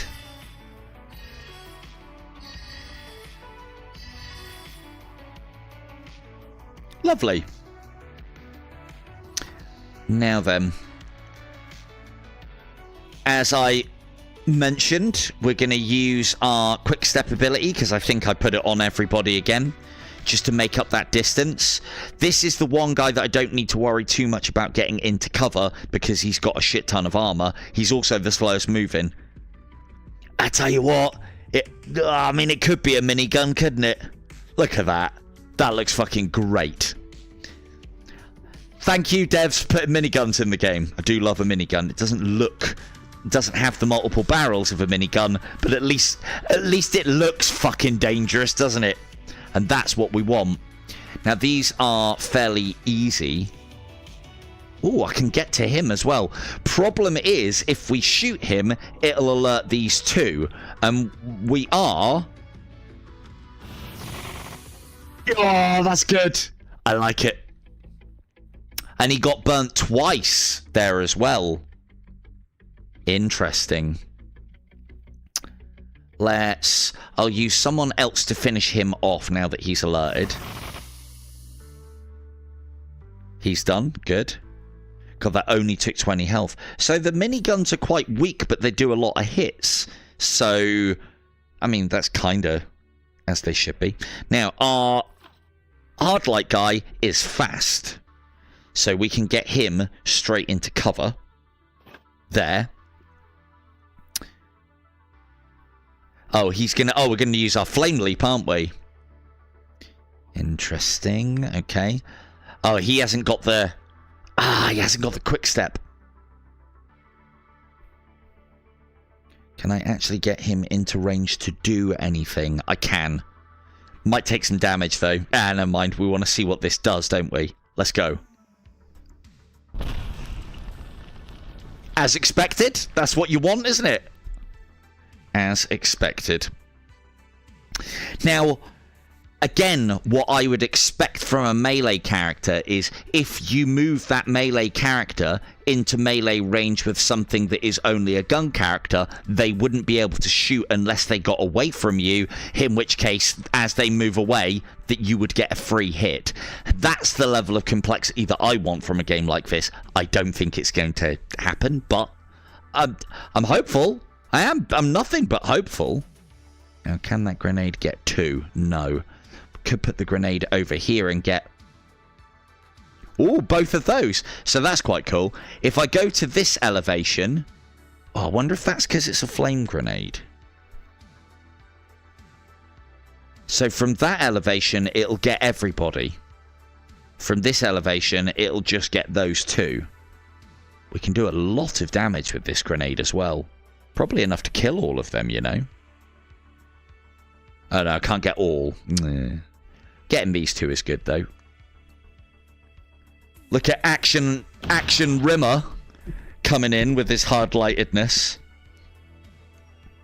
Like, again, as I said, characters in games. It is a silly thing of me because I have played some games that are absolutely shocking to look at, or I don't like the art style, and they've turned out to be amazing. I didn't like Spelunky when I first looked at it. That chibi big head look was not what I... But it's one of the greatest games, Spelunky, I've ever played. Anyway, right. Let us quick step our guys up. We can't get him into cover, but I don't think that's going to matter. Yeah, I think that's fair. I mean, I don't think it's that the graphics aren't as advanced. Maybe you are right there, but the graphics are different. Was that enough? Oh, that was enough to get him. Lovely, cool. So he sniped. Another shot. He's not alerted yet, I don't think, but he wants to be finished off. And then we will move our other sniper up. So this is where that thing comes in. Sprint and move are the same thing. If I pop him there, it just saves me going under there, grabbing him and moving him away. So, and then this guy's got a sniper. We definitely want to be investing in better sniper rifles, just so we can finish things off. But if we pop this guy... And because these are just standard cheap rubbish sniper rifles as well. Oh, he's out of action points. Okay, fair enough.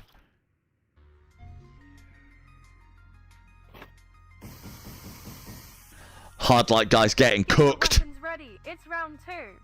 All right.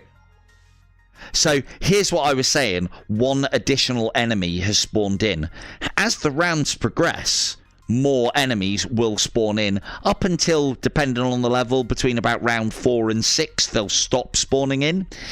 As I've found out, if you can kill them quickly enough, you don't have to worry about things spawning in. We need someone. Look at that. That guy's 10 armor. So's this guy as well, actually. Oh, they're both juggernauts. Interesting. So, would that be something we can do? No, not really. And we haven't brought any acid weaponry, so that might be something we need to start thinking about doing soon. But let's smash in the damage and see what sort of damage we are doing. Let's get that guy. Because I would imagine, yeah, a minigun does not do very well against armor. So this is where we need to start thinking about our team composition. But we got some burn damage on. The burn damage will carry through and actually do some damage. Now, here's our guy. It's a shame his Scorching Leap hasn't got a more of a slowdown. Does this do 35 plus 2 burn? Okay. Or... Okay, so at least this does work in regard to the fact that, you know, there are various safe zones from that flame grenade. Anyway, what we'll do here is we'll close the distance on this dude and ask him a question. At least it's animated. So that's something that I can't remember from Demio. Is Demio all animated as well?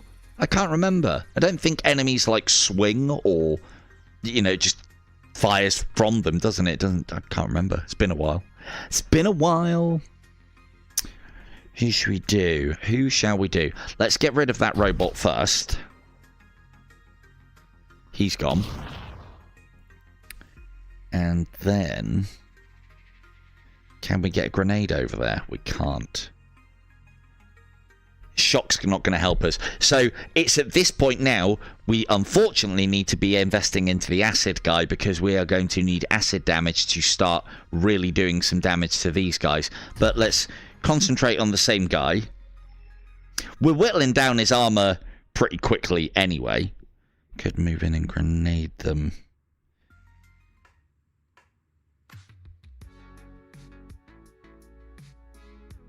I won't get both. And it'll get my own guy. Never mind then.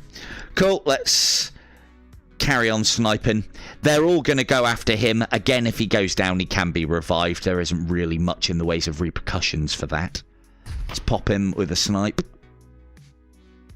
He's going to take 2 flame damage from that. And let's just toss the grenade at this guy.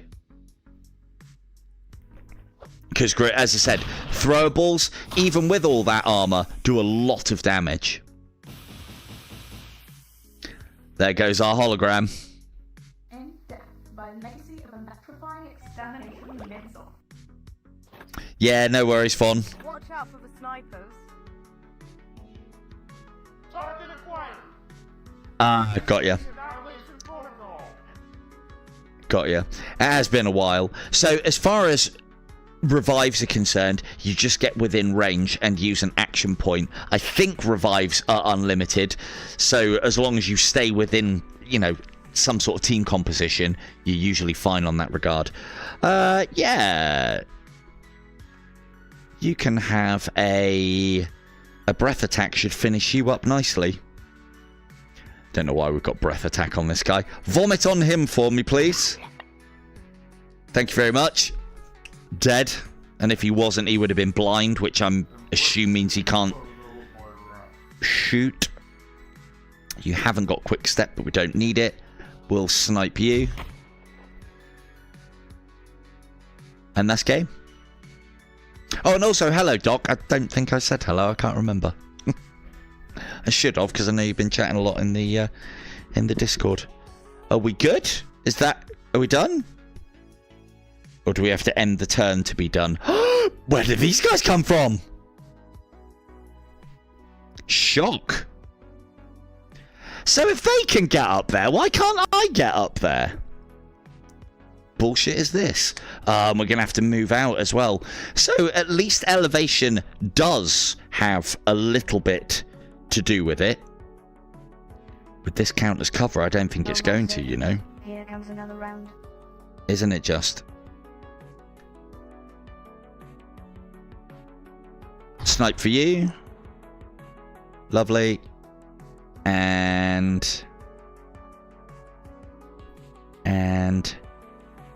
snipe for you. Yeah, I heard about that. I heard about the multiplayer side of things. I did approach the dev and they never got back to me on it. I did want to cover the game, but never mind. Can't win them all. So we did lose a character there, or not lose, but a character died. But it doesn't affect your rewards from what I can gather. Maybe it should. I don't know. But we've again got a bunch of shares, bunch of credits, and we're only getting nanochips from this. So that's something that will slow our progress down because we're going to need other resources to be able to continue.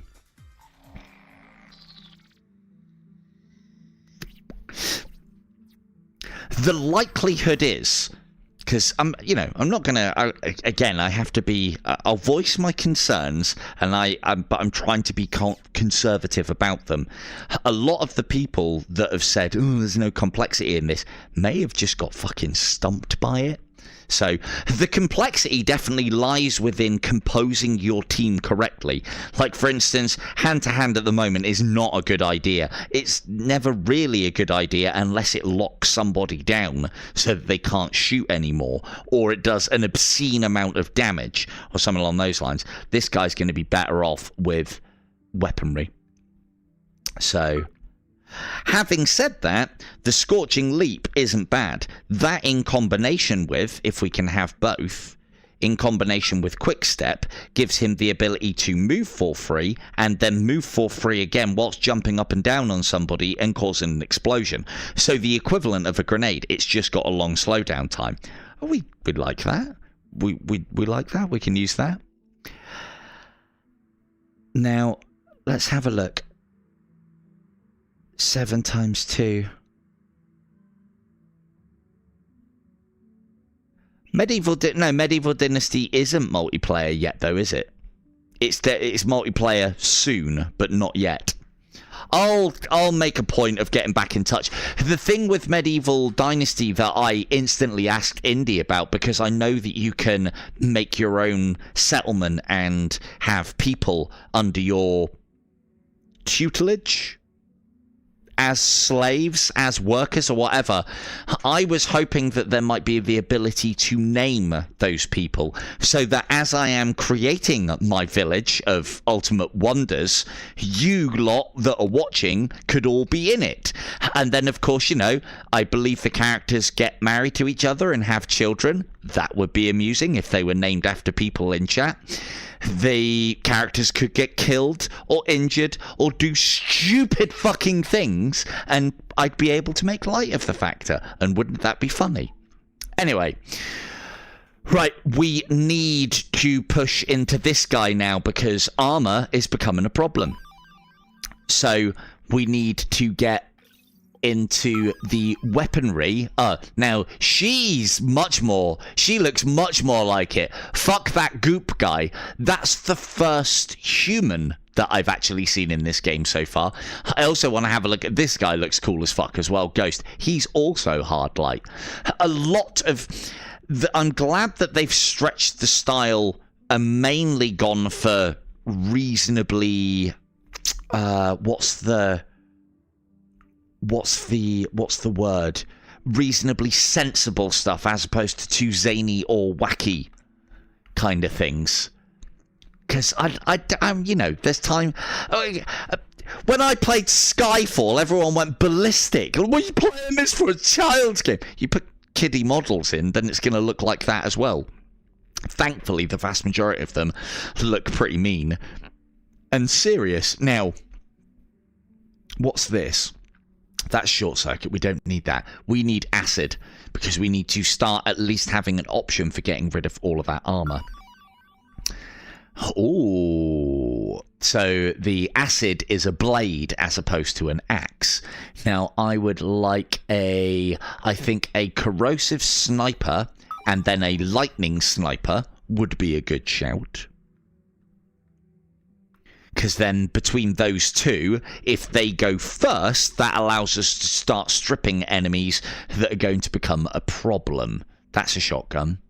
There we go. So we'll change the order of march as to how we lay our characters down. Now, how much money does that leave us with? Plenty. We still need more share. Well, actually, no, we spent some shares getting that unlocked. Is there more that we can do on one of these? We don't need to worry about, although there is a rank up on that now. No, I think we'll carry on.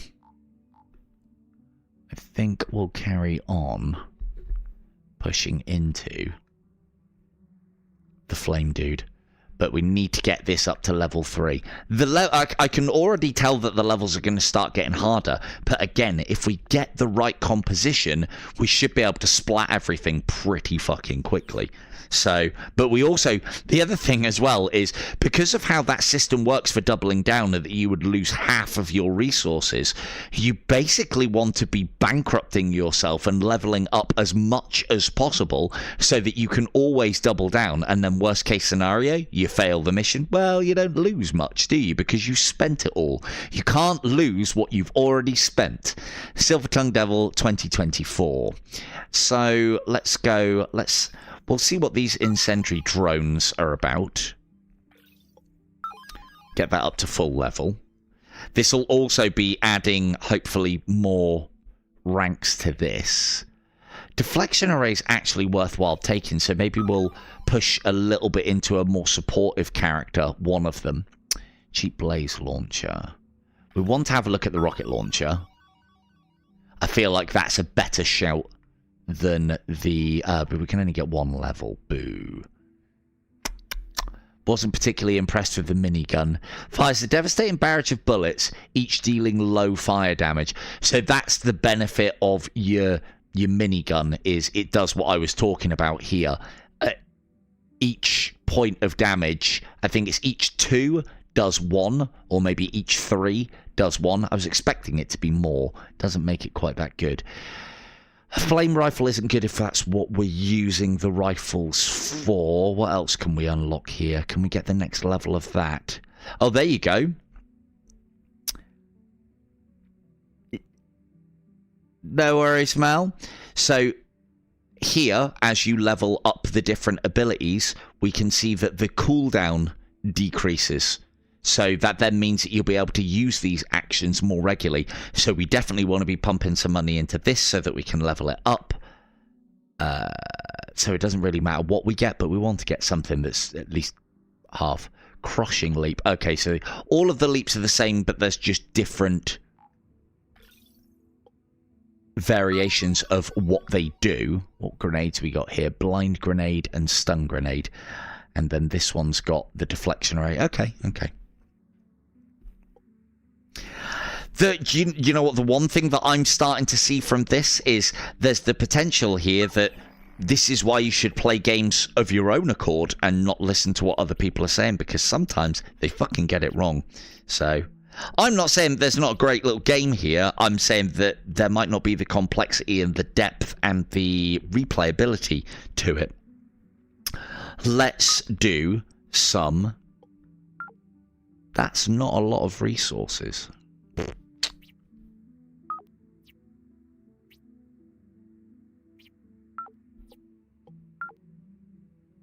I suppose it's not bad. Let's do a resource gathering mission. So now bear in mind I've done 6 missions and we've actually no, we can count them. They're all on the board, look. So 6, 7, 8. I don't know if these are missions. Yes, they are.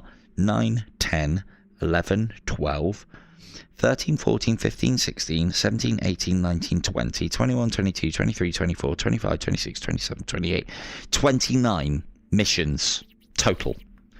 That's pretty fucking good, because that's 29 separate maps. The maps aren't going to be any bigger. They're only ever going to be little instances. But you do play it through like a campaign, where you are constantly leveling up and evolving your team. One of the things that I did not see, and I kind of wanted to do before I started playing, is I didn't see an option to reset my progress for this game, so I could have started it fresh and talked everyone through from the beginning. But there we go. Anyway, let's stop talking, carry on playing the game. Let's get some progress done, and I can see some new missions. Operator, the goops are revolting.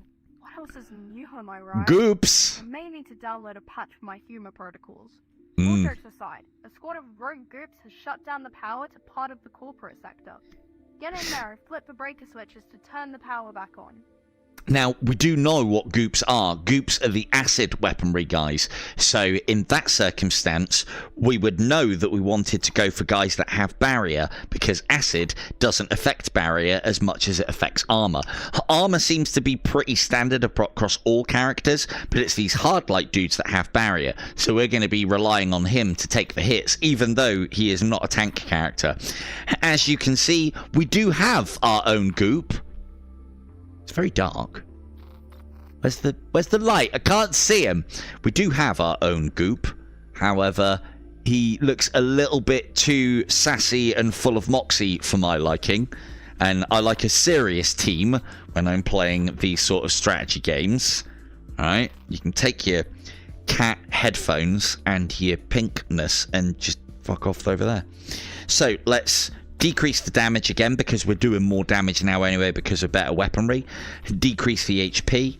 We'll go all in, and just before we start this, because I'm talking about all those upgrades, I don't think I remembered to equip any. That could have been funny, couldn't it? Right, so he has been sorted, and we need to... I'm not particularly impressed with the minigun. However, it is longer range than the rifle and technically better. It's still doing more damage. It was just crap against armor. So we'll keep that for now. And he has got a secondary weapon just in case. Maybe we will put a cheap acid rifle on him as his secondary, just in case we come up against any armor. And this is what I'm talking about. The depth of strategy and tactics within this game is your team composition, and you kind of want to be going in to be able to deal with armor and barrier, and as long as you can deal with those two things, you should be set.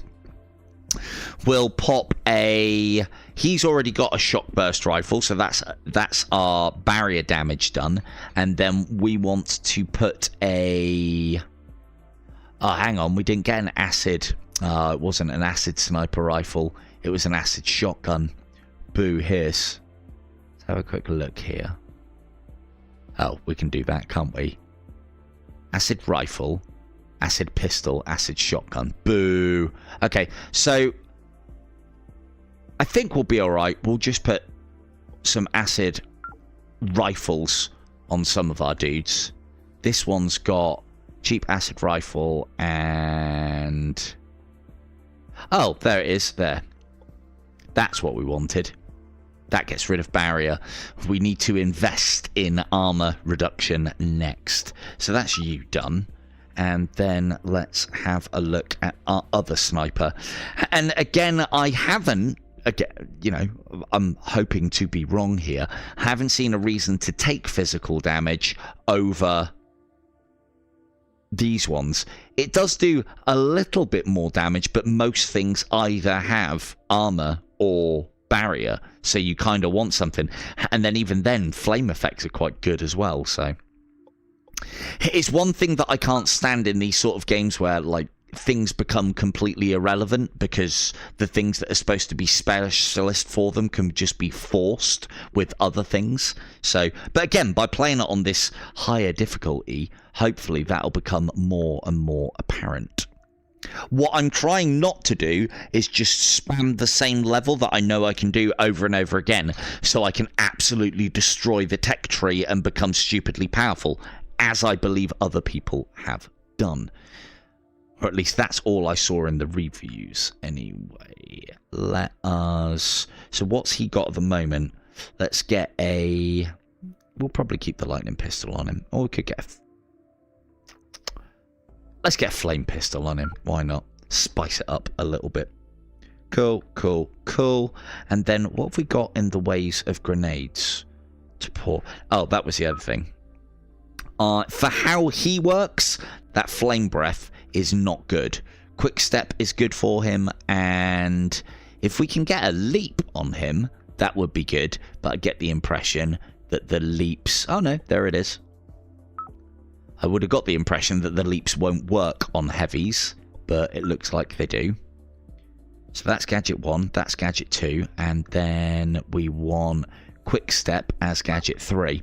And then what you can do if you want some sort of uniformity amongst your characters is you can think like, oh well, I'll have gadget 1 slot on everyone as their grenade, and then gadget 2 as their and then gadget 3 as their and you can set it all up. Hopefully you can see from this and how big that tech tree is, and that various characters can have various things. Some can only have some things and others can only have others. But hopefully you can see all of these options, passives, gadgets, primaries and secondaries, and the sheer variety and scope of all of that basically allows you to make the team compositions that you want to. So again, a lot of the strategy and tactics of this game is done at this board. Then it's whether your plan survives contact with the enemy. Let's see if mine does. I hope it does, because we're all in here and I've taken everything down.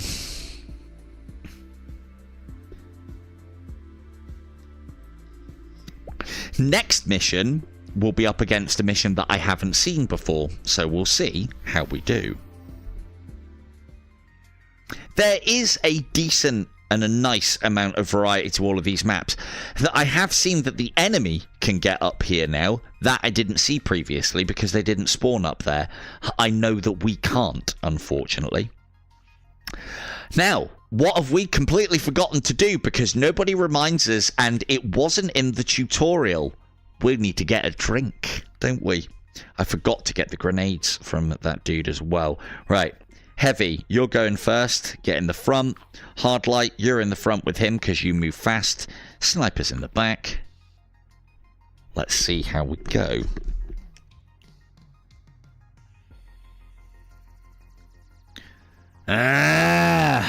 Ultimate badasses.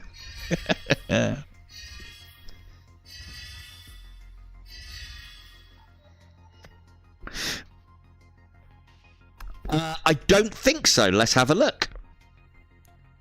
It doesn't look like it, but it is a free action, so we could go. And this is where it's going to start become a little bit overpowered, is that we could go to here, leap to here, and then start blasting those guys at short range. But I want to save a little bit of my movement. So let's go to there.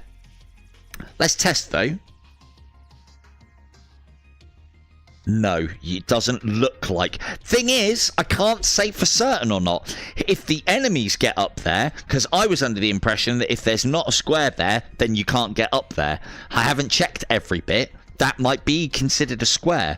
There may be grapple hook abilities in the game later that allow you to get up here and up here, which would be cool. But again, without there being any reason to get up there other than line of sight, because if you get up there, yes, you can see everything, but everything can see you as well. Because there is no bonus for sort of like elevation damage that I would expect in these sort of games, then there wouldn't really be any reason. Again, I am very much hoping to be corrected on that. Minigun right in your face.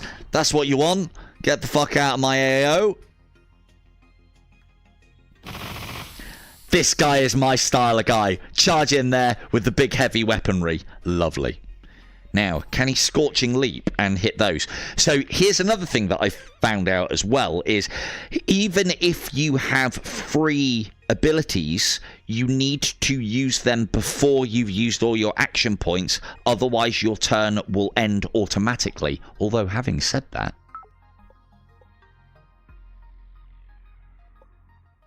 I'm sure I saw something where it doesn't auto end turn. Not a massive amount of options in here as well, but the sort of stuff that you would expect. There is a little bit on the vignette. You can change the stick movement that I've got it on. You can change it and its speed, or you can change it to teleport or blink as well. That's there's a sort of like a dash and a teleport and a smooth locomotion as well. And I appreciate all of that. It's nice to have the options in there. So you can have subtitles on and you can change the distances as well. Maybe we should have done that. But other than that, I don't think it has what I'm looking for, which is a way to stop it auto-ending turn. Because then we'd be able to use all of our action points and then use our free stuff on the end. It just means you need to be a little bit more... You need to think a little bit more about how you're using things. Like, if I had have jumped there, shot that one, then I could have used my Scorch Step to get over there as well, and then shoot the other. So, bad play on my part? Who knows? Quick step to here. Shot on him, and now unfortunately we're out of range for the other one, so we probably should have used a grenade. Oh, he's not even dead. Damn. Ooh. Scorch Step. Bam, have some of that. Scorch Step's pretty good. And then as long as we don't shoot these guys... Yeah, well, it's with this, it's, yeah, 3 actions before last action used. Again, I'm not used to that in these sort of games, but yeah, fair enough. If we don't shoot any of these guys, we're clear. If we start shooting one, he'll be alerted, and then in subsequent turns, he'll alert people around him. So you could argue that can be a little bit of an element of stealth within this because things haven't been alerted.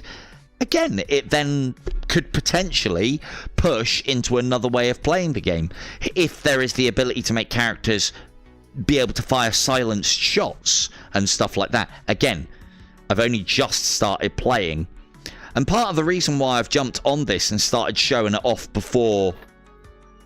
Yeah, it doesn't matter about how close we are then. That's good. Part of the reason why I've jumped off and wanted to start showing this one off at the earlier stages, a lot of the time I don't play games so prior to streaming them so that I look good at them. I do it to try and kind of vet them, and some games I have to play quite a long time before I'm like, yeah, that'll make a good stream. This one I thought, I think this will make a good stream, but I'm still on the fence about this game. But I'll tell you what, the more I'm playing it, right, we'll quick step you first to there. Then we'll sprint you to here, and we'll get you moved up. And if I remember rightly, I think in most levels you get spawns at the beginning. Move to here. Quick step. And again, you want to be using these abilities on your first turn because they're on a cooldown. And we can reduce that cooldown by leveling up the characters later. I can see where people are getting the impression that this game is made easy because of all of the abilities that you can get and the way that you can compose your team. But hey, if you like that power trip, then why not? Can I get up here? Ooh. Ooh. I'll experiment with that in a minute. Let's see if we can get up there. You're all the way over there, that's why. Right. Move into... So this is the problem with this Juggernaut dude. Huh. Is he supposed to have his gun slung over his back? I can't quite tell.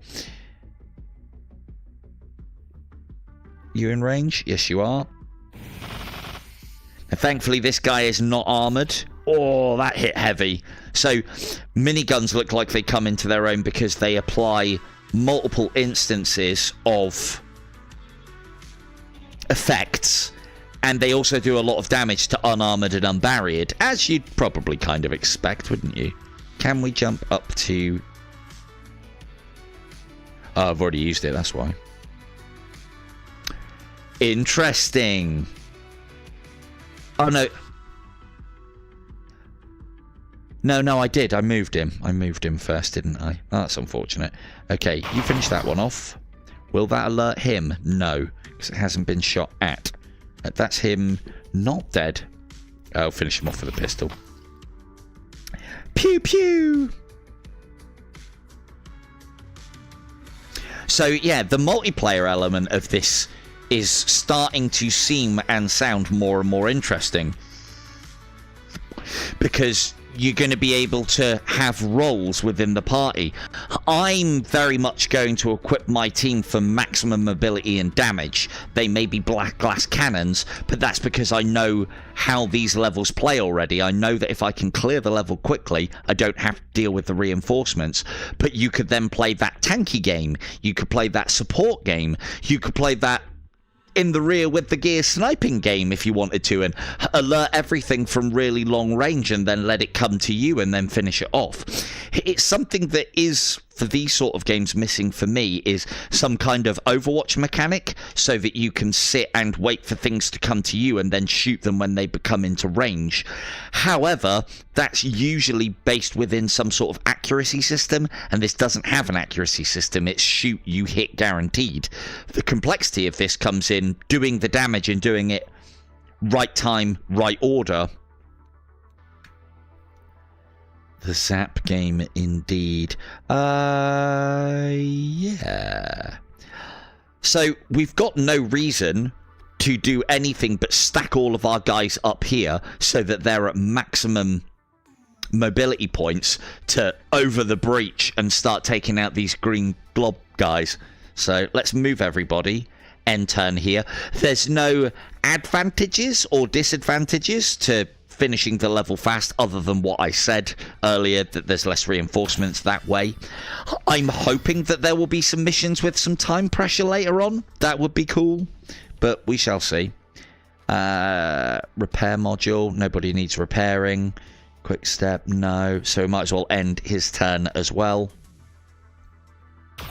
And then we'll keep heavy guy back, because I think some robots spawn in that sort of area. Oh, look at this guy, where did he fucking come from?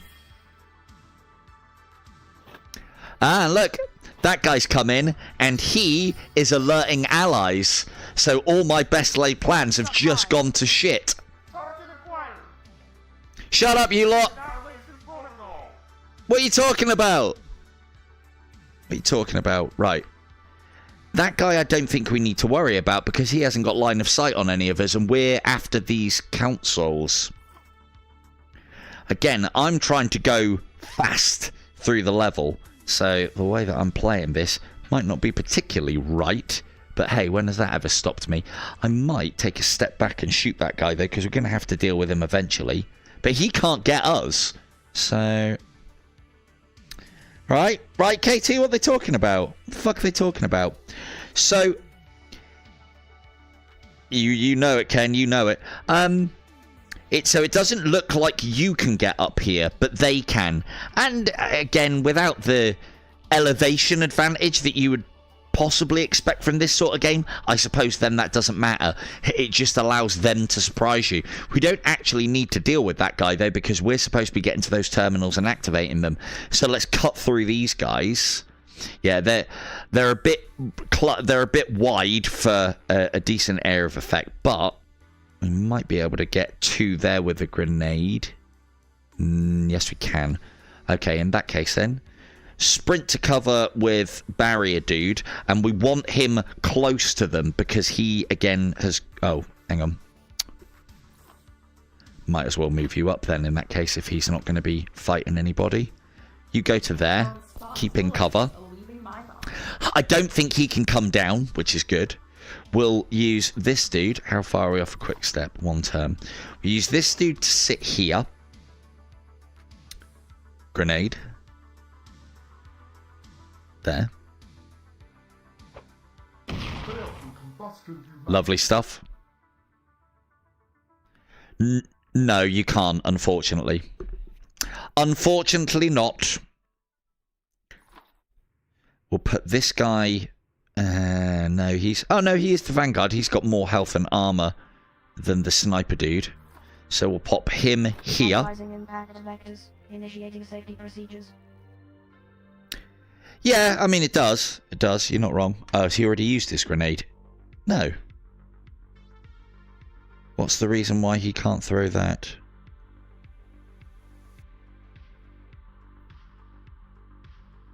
Eh? Why is he taking 2 action points to get up there?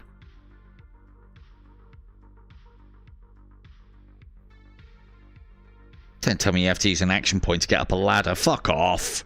Right, let's put you back here. And then snipe him. Lovely. That wasn't enough to kill him, what? Oh, we might be in trouble here, chat. Fuck.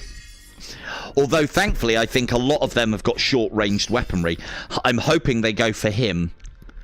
Right, now they're grouping up. Now the frag grenades come in. Ooh, barrier no damage, that said. Excellent. Hey, whoa, whoa, whoa! You're supposed to have short-range weaponry, you globby pricks! Ow. Oh, fuck. Oh dear, he's going to need a heal then.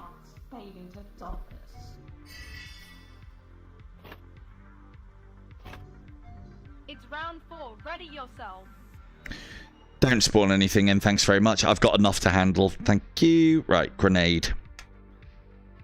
Let's see if we can bring him into the fight at least, and he is can't move enough. Shit. Let's go there at least. You've still got your grenade, haven't you? Yes, you have. Oh, one shy. Yeah. Oh well, that gets 2 instead of 1.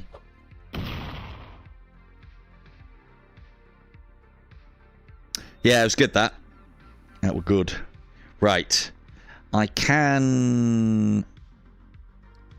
What is the revival process? Yeah, it's just that. Restored health. Oh, it's just 25%.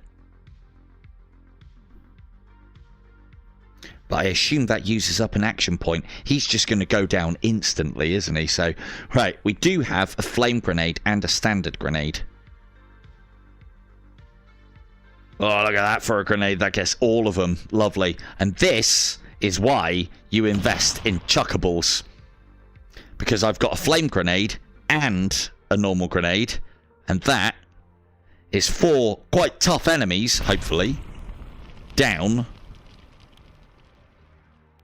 Excellent. Synchronized death. That is what we like to see. Now let's move our sniper dude up. Oh, just in range. If I shoot him, it'll alert them. There's no way for me to tell what those weapons are unless I knew, but they look like acid rifles, which means they're going to have a range of about 7 or 8, which means we should be able to go pa-chow.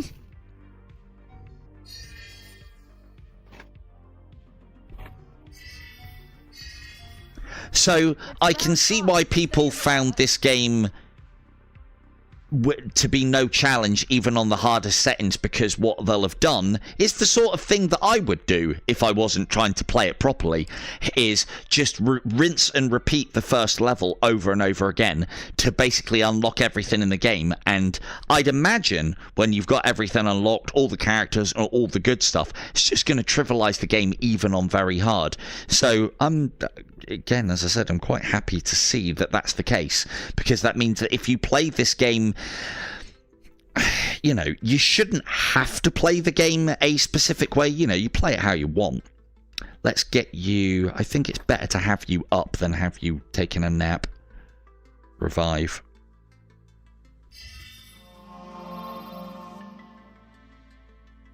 He, she, it back. Happy days. And I think because I revived that person in the right turn order, we get his turn as soon as he revives as well, which is nice. Let's get you there. And then we will end turn because he's got the repair protocol. And that'll get him some more HP back. And some armor back as well. That's good. Das is good, ja. Sniper rifle, we in range? No, we ain't. So let's move up 1 to there. Snipe you. Carry on putting the damage on the dude there. We've got robots coming in at the back now. I didn't even fucking look at that. And that's quite a lot of robots. They're weak, but it's a lot of robots. I can lob a grenade over there and take them out. But if I can get to these consoles and activate them, I believe that's mission over. And I don't think we then have to clear the level out of enemies. So that would be good. Can't kill him, though. Ooh, quick step. Again, we want to be using quick step as often as possible. I don't think characters interrupt each other's line of sight on this, which, you know, some games that would be good. Others, it's a fucking nightmare. I could see it being a nightmare on this. Can we shoot those? No. Let's carry on blasting that one. See if we can finish him off. And we should be able to because we quick stepped.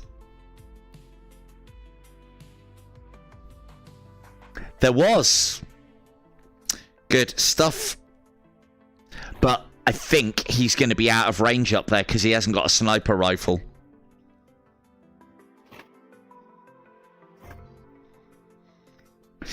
Again, we're going quick and fast.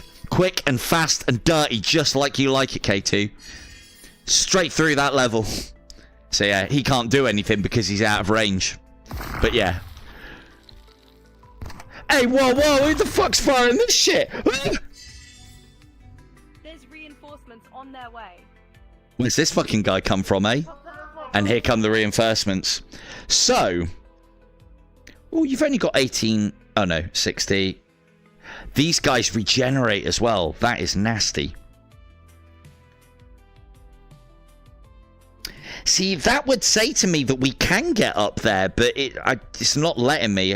And I should be in range of that as well. And I did try earlier, so anyway, never mind. Let us... Oh, have you got quick step or did we just use it? We just used it. Okay, let's go. Flame step to there. I know it isn't going to do any damage to anything, but I'm just trying to close my heavy guy in because he kills these guys particularly fast. Lovely. So that's him all but dead. And then another one to finish him up. And then we might be able to sprint our hardlight guy in and finish the objective and not have to kill all the enemies. Doesn't matter about killing all the enemies if the level's over. What are you talking about? Shut up. Get in there. Get in there, son. Right, so we'll do quick step to there. We'll do flame step to here. Hopefully we don't destroy the consoles. They are burning. But they're not destroyable. That's good. I like that they're burning, though. So the consoles are now on fire. And now we are able to interact with this one. That's how they represent it being interacted with. And then interact with this one. And if my tactical nuance is on the money, that's mission complete, ladies and gentlemen. So you could spend a lot more time fighting through that and doing it all methodically, but with an objective where you get to the end quickly and turn it all off and it's done. Happy days. Although we could have come a cropper there, if that wasn't how you indeed completed the mission. Right. Level up time.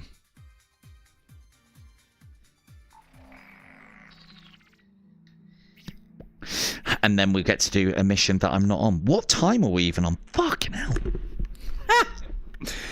They say time flies when you're having fun. I haven't even changed battery yet. I'll be honest with you. I had my reservations about this one to begin with because of what I've read. But then I thought, I'm playing it and I'm enjoying it and I'm liking the character design and I'm liking the various elements. It's maybe the big thing for me is it's not as, or it doesn't look as full on as I'm used to with these sort of games. But that's not necessarily a bad thing. It's one of the things, even if it did turn out to be simple, it's a Demio light like, and it's cooperative. So, you know, a lot of you, especially Kim, have been playing Demio for fucking years. So if you ever got bored of doing the same old levels over and over again and doing the same old thing over and over again, at least this is a fairly similar, if not lighter experience, I think, that you could play. And I think it's well priced as well for what it looks like it is. You know, I've played through the first 5 or 6 missions. There's another fucking 20. All the maps are small. But yeah, definitely shorter games as well. Part of the reason why I don't play Demio is I haven't got the 3 to 4 hours to sit and play a game that often. I'd love to be able to, but I haven't. So maybe we should stream that at some point in the future. However, I know there is a save feature on there, but come on, who uses the save feature? You get in that game and you want to get it finished. So, because the problem with a save feature on something like Demio is I might get so far and then A, not get back to doing that game, or B, when I get back to doing that game, not even remembering what situation we were fucking in.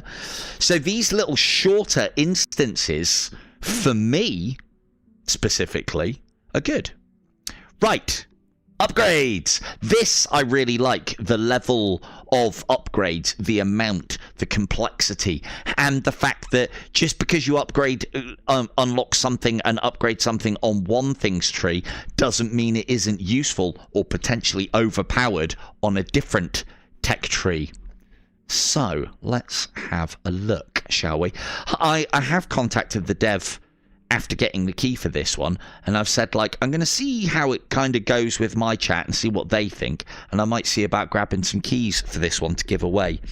On that note as well, we have got, whilst I'm just doing the leveling up, we have, because we want that's the one that I should have got, an acid sniper rifle. It wouldn't have actually been any good then. Instead, I bought an acid shotgun. Idiot. So those shotguns do a lot of damage, though. Right, let's get the acid sniper rifle, because I reckon for us to be able to compete here, we're going to need acid and shock stuff. Although that last level, so I have to kind of take it back. That last level, the cheap sniper rifle, the physical, would have actually been king, because we're up against those enemies. Up against enemies that don't have the bigger and better and nastier. Now, I should push into this one, upgrade this one, but I want to see what the cosmetics are like. Right, if I die on the next mission, it's not my fault, chat. So, let's see what the cosmetics are like. By upgrading this as well, I can also upgrade the weaponry that the weaponry and the abilities that we have been pushing heavy into as well, so. What's that? Oh, and that's right. Okay, and that's that unlocks a skin for the next one. So there are 4 levels of each corporation, and I think I'm right in saying it looks like there's 2 characters and alternate skins for each character. And again, I do like skins in these games. Is it just one though?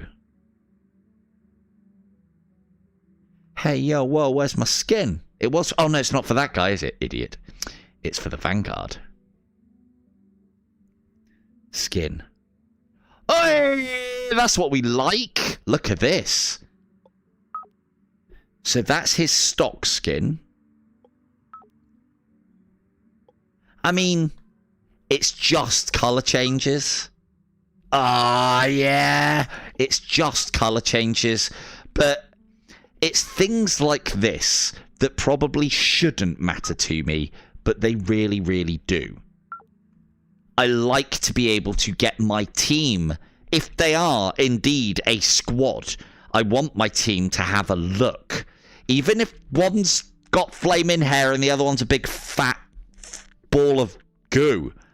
I want them to have some sort of uniformity, and I'm hoping that each character has all of these Alt 9 skins and that they are the same colour scheme across all of them, because then you can get a little bit of a team dynamic. Look at that one. That one looks fucking baller. Okay, cool. I'm well happy with that. I love me the skins. And then what's that one? Alt skin. So that gives me the impression that there's additional skins. Right? I get the impression then that there might be additional uniforms that you can unlock that are for all characters but might be on specific trees. So again, the one thing that I will say from this is, even if the game isn't, if it is what I keep getting knocked back on here, is if the game is a little bit more difficult, a little bit more challenging, and a little bit more complex than it originally lets on, even if that wasn't the case, all of these unlocks and all of this stuff to do, everyone likes a tech tree, everyone likes leveling up, everyone likes getting those new shiny shinies. So anyway, right, so that Scorch ability is great. We've got this to the next level. If we level this up, we can use it more often, and it does more damage, and it has a bigger range. So that is definitely on the cards, but we also want that one as well. But that would require, we need to get a load more upgrades. So yeah, that's probably not going to happen. This one is quite an expensive one. Oh, but we haven't got one of the resources for it, so we can't have that even if we wanted to. And we can't upgrade any of these even if we wanted to, because we haven't got those things. Right, so this is where we're going to hit a stumbling block here. We haven't got the things that we need to be able to level it up. It isn't just currency. So then, I don't know if maybe they've put these sort of things in after the people have done reviews or whatnot, but this is a better staggering process now. I can't just sit on that first mission. You'd be able to sit on that first mission and get a lot of leveling up done quite quickly, but not all of it. I do get the impression you'd be able to become quite powerful, though, with that. So in that circumstance, we're not getting the resources that we need here. And that is not giving us the resources that we need. That is not. And that is not, because this is all nano chips, and that's not what we need. And I don't even know what's coming up next. A test of metal. So I would have said that we're going to be going up against a lot of robotic opponents, which means armor. One of the other things that you can do as well, which is actually quite cool. Again, I like this when a game has got lore and story, but I don't want to fucking know about it if I don't want to have to, or if it's not useful. If you have a look at the corporations here, you can actually read up on each of the corporations, and then that will tell you how they like to do things. Like, for instance, the Swarm guys have vampiric effects, so things that heal themselves. Whereas I think it says that the hydrogen stuff, the biogenic, biogenetics are less armored but more health, and so on. And so if you know what you're going up against, you've got a better way to prepare for it. And so it's all there. It's all there for you to read. But yeah, we'll do that another day. So upgrades.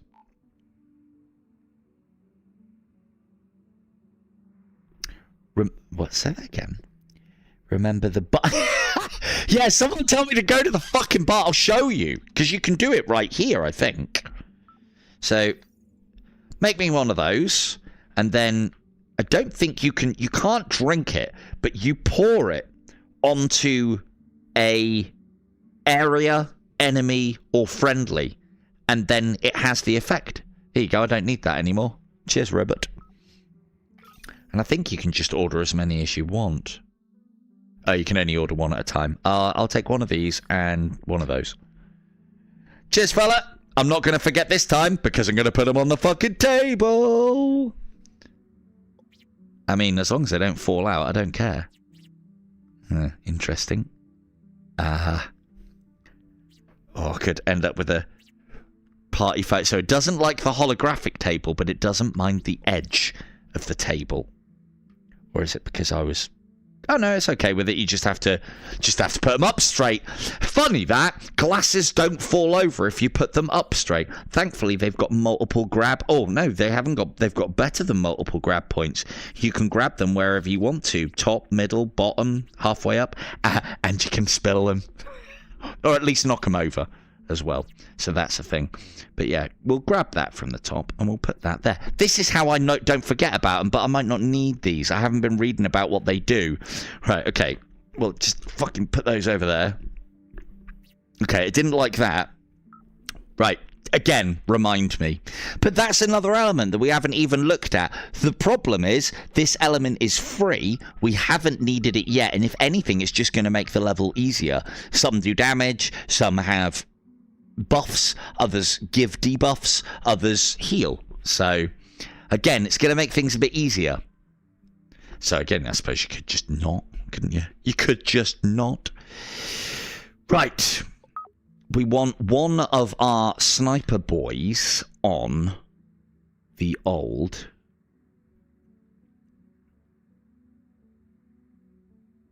And now that I understand the system a little bit better as well, so we'll have the robot on the acid, or one of the robots on the acid. Now that I understand the system a little bit better, some characters will be able to do some things, some characters will be better at certain styles and ways of play, other characters won't be able to do things. Like, for instance, it doesn't look like that big robot dude has the ability to equip light weaponry or perks at all. And sus is good. Sus is good, yeah. I want more.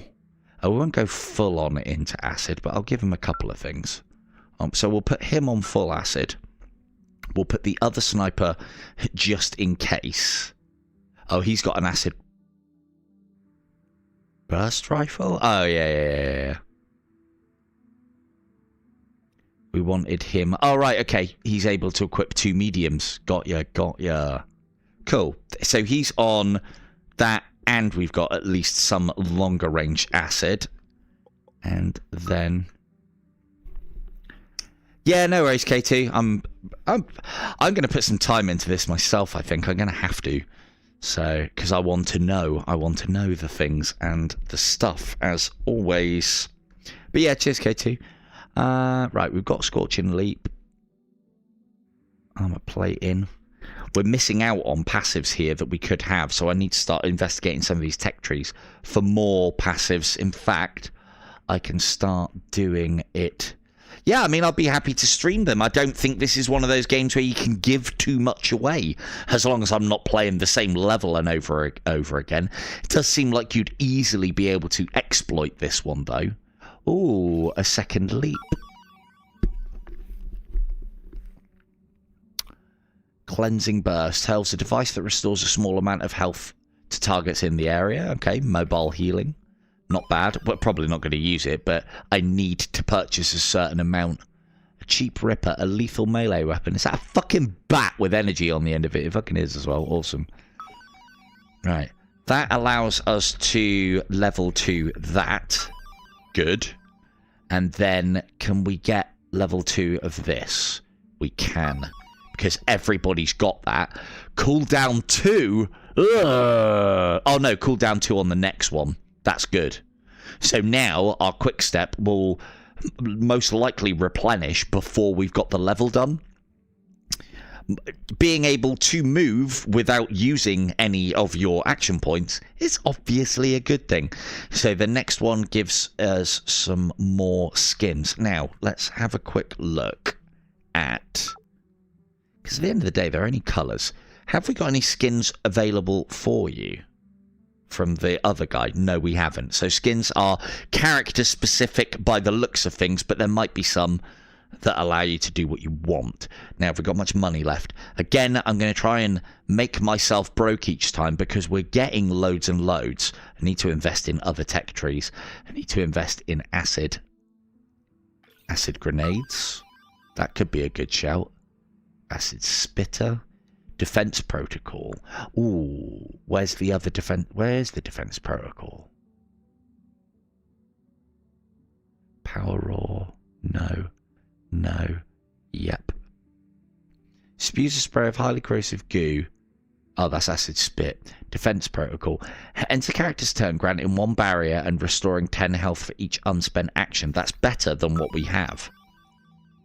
Because the defense protocol that we does gives us armor, and I prefer barrier for what we're going up against. But again, we might not be able to put that on everybody. Goop infusion. Where are all the passives? These are them.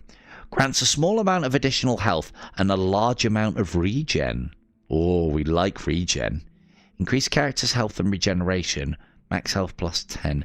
Okay, let's get both of these and see who we can equip them to, because regen is obviously good. Vampiric effects are all well and good, but regen, yes, quite. Let's push into this tech tree a little bit more as well. That's pretty much all of our cash gone.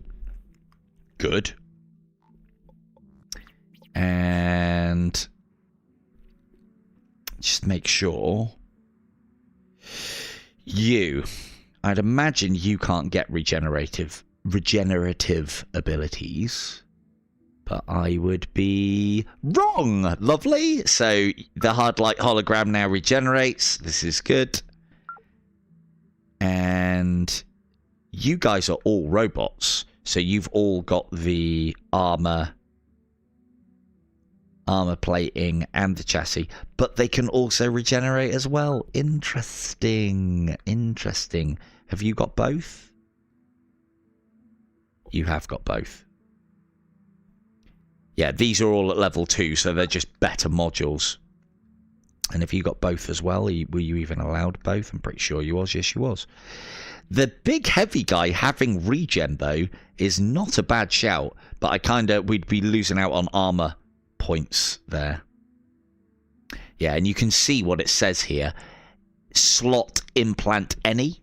So anyone can have the armored chassis, but only... Oh, sorry. Anyone can have the armor plating, but armored chassis, slot implant robot. So this is what I'm talking about with being able to make broken builds on this game. And I like OP. I prefer underdog. I prefer most underdog being able to make yourself OP through broken builds. My favorite kind of game, one could say. So we are going to try one last mission before I call it a night. If I can... That's a bit of a pain. Is that because I selected it?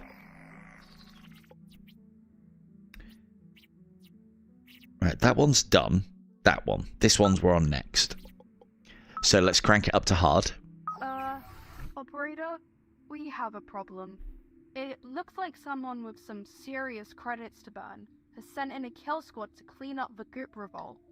Unfortunately, your agents are caught in the crossfire. Looks like you'll need to take out a giant death robot if you want to get them out of there. Oh dear, an M-boss, you say? Interesting. So let's reduce our damage, let's reduce our HP, let's double up and take the kill squad. Have you got your new skin on? You have, look at that. Oh, he's all shiny and chrome! Witness me! Witness! Right, you in there, you in there, you in there. Good, I don't know what it is, but again, in a game where, like, looks...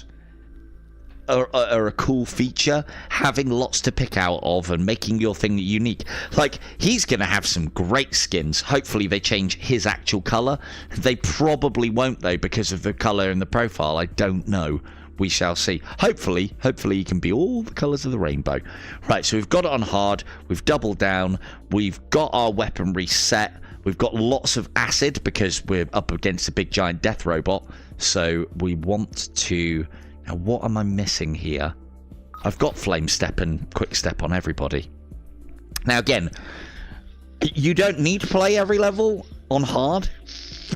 You don't have to put all the disadvantages and the double up and everything. That would slow your progress. I'm just... thank you, Ken. Hey, look at that! Fucking hell! Ugh. 2 barrier, 10 armor. Oh, that's not that bad. 320 health, Jesus Christ! Right. But we've got some guys to take out first before we get there. Hey, look. Hey! Party over here! Right, anyway. That's enough of that. Zero gravity fit. Oh, it wasn't even a party. I was supposed to be getting fit in there. Right. Let us deploy. Hello, Chris. It's the first thing that attracted to me to this. My worry was that it was going to be too cartoony though, and I'm happy to see that it's not. There are cartoony elements about it. I'm not a fan of those elements. But right, let's go. But look at that. Awesome. I want the whole team in that livery. They look like... I'll get it in a minute. Right. Snipers first, because they can start stripping some armor for us. Would you stop? They look like Wayland... He looks very similar to a Wayland Yutani commando. Just needs a little bit more white armor. And maybe not the red. Too much red in the eyes. I am a big fan of Wayland Yutani and its commandos. Because after all, in Aliens, is Carter Burke not the real hero? Sacrificing himself to lock those aliens away whilst they thought he was running away. No. No, sir. Carter Burke is the real hero of Aliens. I will challenge anybody who says anything differently. Right, so... These are all, well, the ones that are going to be a threat are armored, so we use our acid. I am not in range with the acid. I will... Ooh. Okay, we've got a grenade there that'll take them both out. Yeah, might as well. It's going to take us a few turns to get round there, so might as well get everything dealt with quick sharp. He didn't get alerted from that. Interesting. We'll quick step a little closer so that I can put an acid shot on this guy and strip him of his armor. Perfect. He is now alerted. We need to kill him quickly because an alerted character will alert others around him. A acid. Ooh, opportunity there. Might be able to. Let's see if we can quick step close and see if he's in range. Oh, he's just out. Never mind.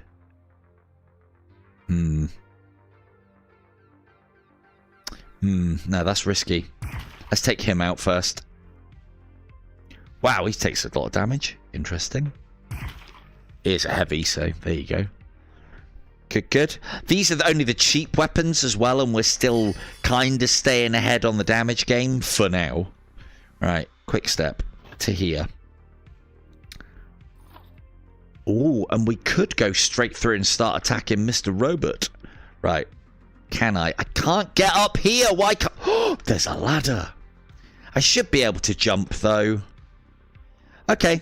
So we can get up here as long as there's ladders. So I'm hoping that means that... Because these levels, as we're progressing, the levels are getting a little bit more vertical.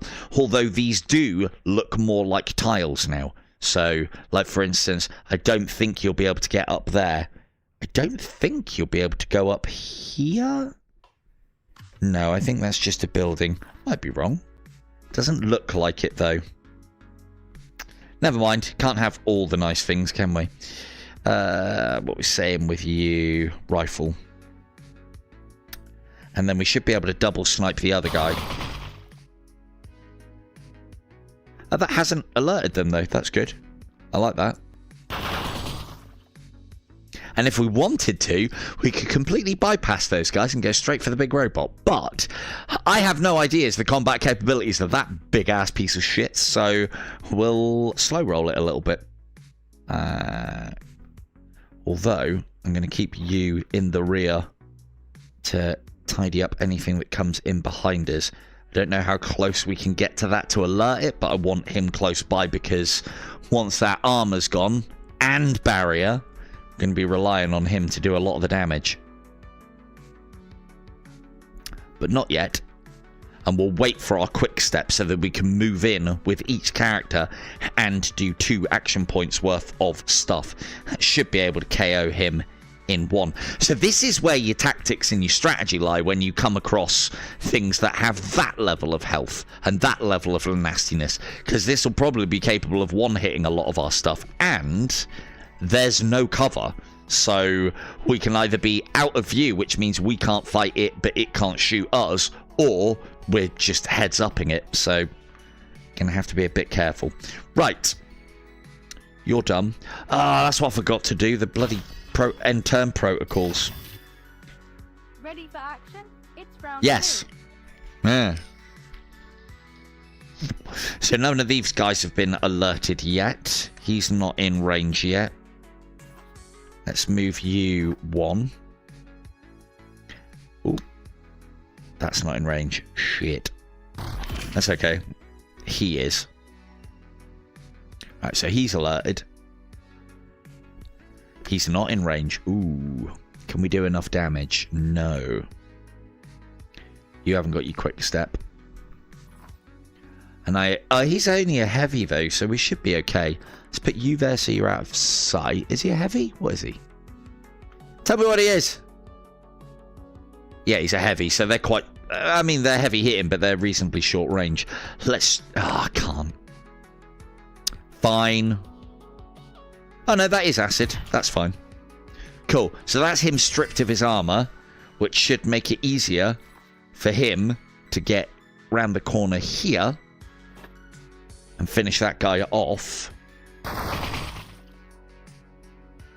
Lovely stuff. And then playing it properly, I want you close. Yeah, so you can't go in here, so I'd imagine you can't go up there, which is a shame, but is that going to be close enough to alert? I guess we're going to find out in a minute. No. Good. But it is close enough for us to be able to take advantage in a minute when the team come round here. There's reinforcements on their So way. this is already feeling a little bit more tactical, which is good. Hello. Hiya, fellas. Shit. Right. Haven't got grenades. Ooh, got flame grenade, though. Lovely.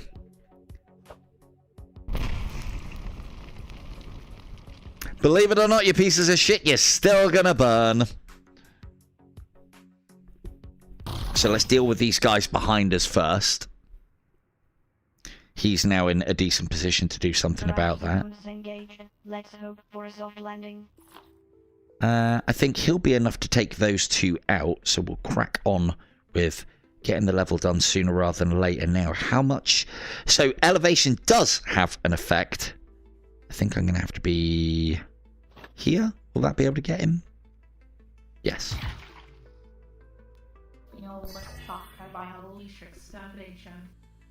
I have no idea what you just said, but it sounded amazing. Let's... I can't get a grenade up there. I haven't got the shot on him. Can't leap up there, which is unfortunate. He is alerted, is the problem. And it's here where I'd want to be able to do Overwatch, but, you know, can't have all the nice things. You're going to be able... Hang on, which one's gone? You went. Oh, you've gone already. And you're in... Might not be in range. He's probably going to have to move first. I would rather he shoots my hard light guy. Let's go... Ah. Is that halfway up the ladder? What's that about? Oh, there we go. Can I leap up? I can leap up the stairs! Woohoo! Nice. So you can leap up to places as long as you are allowed to be up there, which means that we could leap across to here, which is very cool. Shut up! No, fuck off! I hope that's not the Juggernaut talking. It is, isn't it? Oh man, my Juggernaut sounds like a pussy. Right, remember I need to go to the bar for this guy. Anyway, let's move you to here. And then a grenade should finish you two.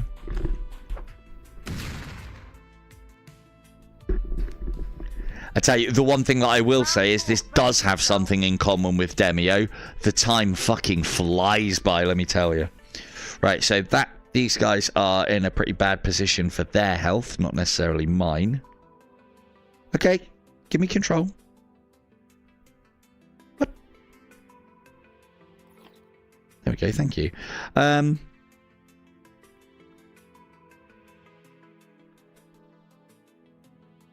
Okay, so because of his proximity to this, I can't hit that guy because of the elevation?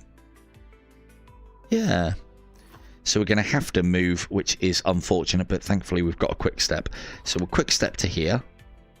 Hopefully we can shoot him now. Yes, we can. 1 HP, come on, man. Why you do this to me? Can't get you because you're too far away. Be able to finish you with her, though. Or him. Hard light dude. I didn't want to use that quick step, but I'm going to have to.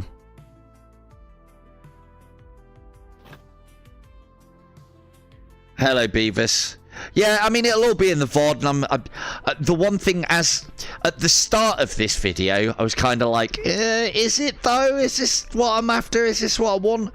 And the more and more I play it, the more and more I'm getting into it, which is good. My concern with this, and hopefully you'll be with me on this one, Beavis, is that it could be a little bit too simplistic and a little bit too easy and no complexity to it. Now, there are some things missing that I would expect from a turn-based strategy tactics game of this nature, but there's also some other elements of it as well. So, but yeah, it's looking good so far. Should we start up on the big guy? Is that a good idea? I think that's a great idea. Oh no, he's got barrier, hasn't he? Right, let's get you up here then, and then use you to finish that guy off. Like, can I quick step to here? No. So these leap abilities are better than quick step, but obviously you can't have multiple of your team go to the same place because they'll friendly damage each other when they stomp. So they're basically doing superhero jumps to superhero landings, and obviously we like that. Right, let's keep you close so that you can leap in and start minigunning. And what I'm hoping to do is enough damage to KO this in one turn. And I again, as I said, I haven't had a chance to play the multiplayer. I can speculate quite a bit on it, though. They keep spawning enemies. I need to use that. Right. He needs to be the opening shot. You might not be able to get there, though. Oh, there's 2. Okay, right. We're going to have to... No, I haven't been able to play the multiplayer yet, but the way that I think it's going to work is the host will provide everything, and then other players can just control an individual character, but they'll be able to pick the pick the character and pick the loadout based on what the person who is host has unlocked. So that basically means that you can have veteran players come and help a new starter, and then new starters be able to help a veteran, or at least be told what to do and do some moving around. So it caters for both ways, which is quite good. Right. There we go. I don't want to be starting up on that dude because he looks nasty. And I've got no way of telling how much damage he does, and it's, I mean, come on, it's got to be area of effect, hasn't it? So we need to spread out as well. But when I start up on him, I want to be able to do him in one so that I don't get KO'd. So we need to start taking out these dudes. But also moving up, you're going to take 2 shots. Of course you are. Why wouldn't you take 2 shots, eh? It'd only be fair, wouldn't it? You need to be dealt with. These guys can deal with him. And then we'll end turn and hope we don't get any more spawns. Acid.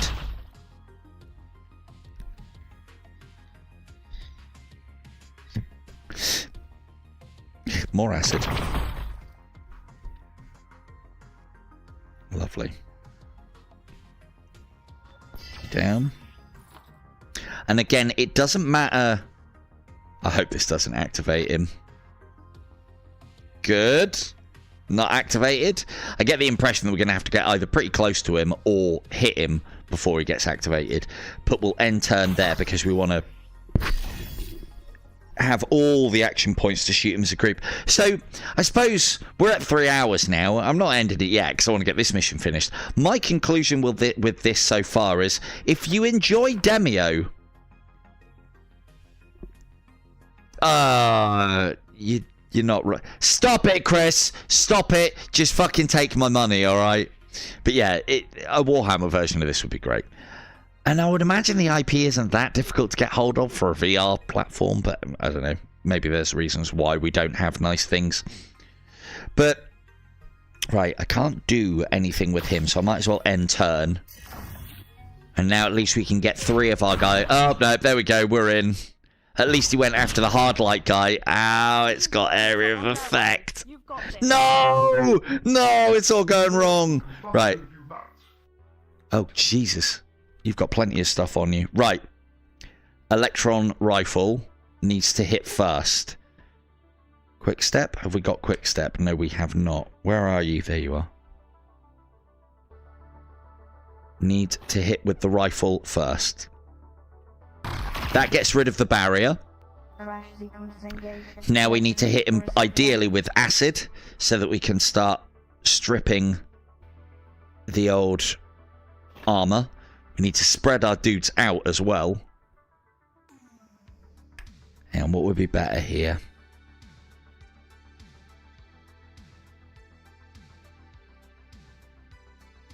Hang on. Yeah, I thought I was able to fire that again, because that's what we want to do. Oh, he's got a second shot, hasn't he? Now, will that apply more acid damage? I don't think it does. So that applied 2 acid damage. That actually applied 1 per shot. Interesting. So it's this level of complexity that I was worried would be missing, but it does seem to be here. So, looks like my worries were unfounded. Right. Sprint step to... we don't want to group up. But I can't get much further with my sprint step. I could go there, sprint step, and get close to him. Yeah, he gets his barrier back. So we forego a shot, but it allows me to get hang on, almost did that wrong. I've almost got that as well. Get to here. This isn't going to be enough to kill him, though, is it?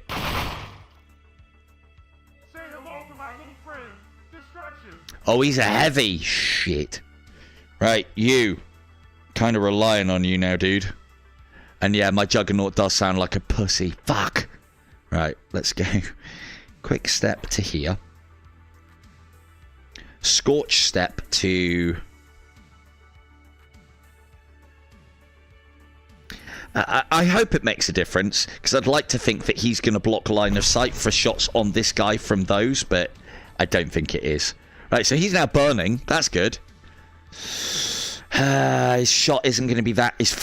there we go. We've got acid, though. So we can get most of his armor off of him, I think. Yep. And then his minigun will do the business. And he potentially won't shoot this dude because he's too close and would hit himself with his own area of effect. Did it block? Oh, it has! It's blocked line of sight. It hasn't blocked line of sight. Don't know what you're talking about, chat. You fucking idiot robot. Be careful. Excellent. Great stuff. Now, how are you still alive? Let's pump out the damage. Finish. I can't. Oh, no, it's not him. That's why. Right. You've got your sprint step, so we can move into line. Let's grenade there. Perfect. That hits everybody that's a worry. Nice chunky bit of damage on the old robot there as well. And kills the other one. Then we can... You've got armor, but it doesn't matter. I thought you'd healed then. How much health have you got left? 31. If we take out that guy, the hard light guy might actually live through next turn. So let's do that. It's not going to be enough to kill him, but at least the hard light guy will be able to deal with him. You take out that.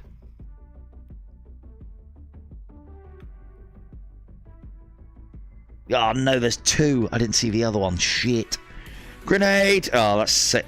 Oh, I could have saved myself a fucking action point then. Well, that's them two dealt with, so that's good. I would recommend going into these missions on at least medium and blind as well, because this is a lot more like it now. But again, I suppose that's true of anything. But that then only means it's only going to be surprising for one playthrough on each of the difficulties. But again, if you're completing them quickly or slowly, that's going to be different ways of playing as well. We can flame step to there. That's a move. Let's finish that guy off first. Will it be enough to kill him? Yes, it will be. That's less guns on the field.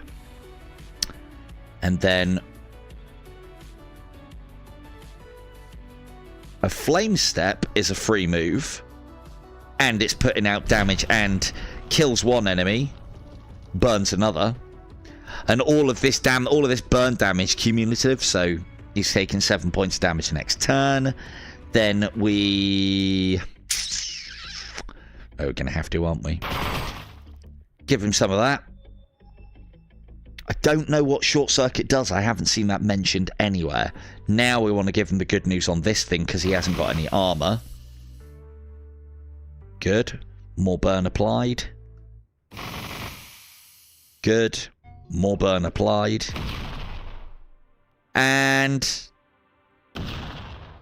Nicely done, you fucking idiot. You killed yourself. I don't even have to do the work. See what I was talking about? The strategy in this. Robots just blow themselves up. Oh, that's a lot of credits.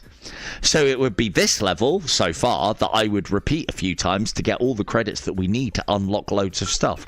Let's just go and have a little look at the upgrade cabinet and then we will call it a night. I'm streaming this again. I'm becoming more and more impressed the more of this game I play. And yeah, it's another one of those games that's going to end up being an absolute sleeper. It's good. I didn't even use the fucking bar again. Ooh. Ooh. What's these now? So these are resource gathering missions. That's the resource that we need next. And it is in reasonably plentiful supply. Gen X. Gen X. So these are 3 different missions. And it actually tells you which corporation you're going up against. So these are like the zones of the corporations. And so depending on what either your team is best at dealing with, or what you equip your team to deal with best based on your resources, you could then be strategic. So again, this is another one of the things that I was concerned about, is that there isn't much to do within the campaigny, like there's no strategy layer like you would get out of XCOM, or even Aliens Dark Descent has a strategy layer with base management and stuff, and I do like that. This game isn't that though, but there's a little bit of that there. I'd love to see a proper XCOM game done like this. I mean, Warhammer 40k, yes please, but a proper XCOM game done like this? That'd be great. Anyway, let's have a look at the upgrades, and we'll end it there. I'm definitely going to have there's the same devs of this title, Tin Man Games. They've done another game. It's like Tabletop Tales. I can't remember the rest of it. I've never played that. That looks like a single-player campaign, story-driven, with multiple endings and choices to make through it. Demio, again, similar in this sort of vein, and that's older than this, and I think that one is another sleeper game as well. And that one I'm interested to have a look at. I'll be getting straight onto the devs and see if I can get a key for that one. And I'll see about getting some keys for this to see if I can push things along and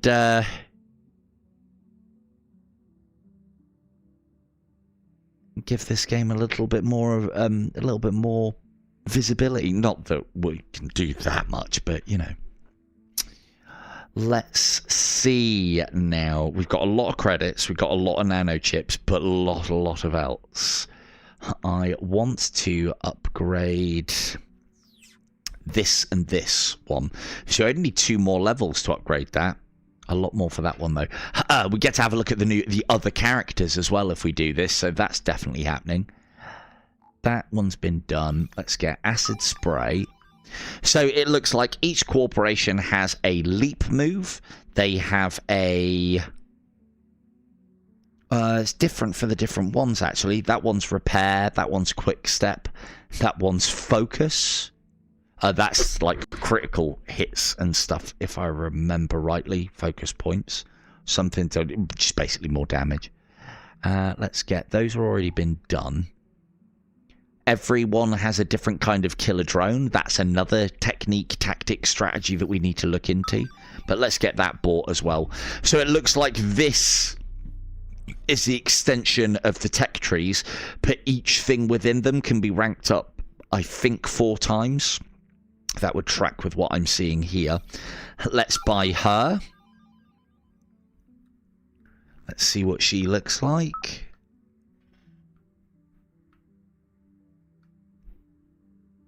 Very cyberpunk. I like it. So there's your female. Definite female. Well, maybe. You can say in this day and age, eh? And I want to have a look at this dude as well. So let's get that leveled up also. We would be, if I was being clever... Not that one. That one. We should upgrade that, because that just makes our acid sniper rifle just do more damage. And I want to do the same on this one, but we're going to need to buy some stuff first. So let's get... So as I said, each corporation has a breath attack, and then it doesn't matter which character you are, it looks like all the characters can use each of the different kinds of breath attacks. And again, I like all of this because it then doesn't mean, to an extent anyway, from what I've seen so far, you're not forced to pick a character based on you can only have those things with that character. You can pick a character based on looks, and then looks, and then you can tailor them from there. And then yeah, each of the different ones has got the leap ability as well. And as I said, each of them have got their drones. We need to find out what this guy's passives are. Ends the character's turn. Oh, that's their his end turn ability. What does it do? Does it add barrier? Restores 5 health for each inspection and storing those action points for use on the character's next turn, maximum 1. That's awesome. So that's a way to get, when I was doing what I was doing there, I could have stored up my action points to then have a meaty next turn. So that's the kind of stuff that I like. And then we've got some passives here. Deflection Prism Pyramid. Grants a small amount of additional health and a large amount of maximum barrier. Barrier good. It's these ones that one of these can only be equipped by the corporation that you purchase them from. The other one can be equipped by all characters. So we'll buy both of those and see who can have what. We need one more to get the unlock. That's like a SMG, so we'll have that because light peoples can equip that. And then let's get Ghost.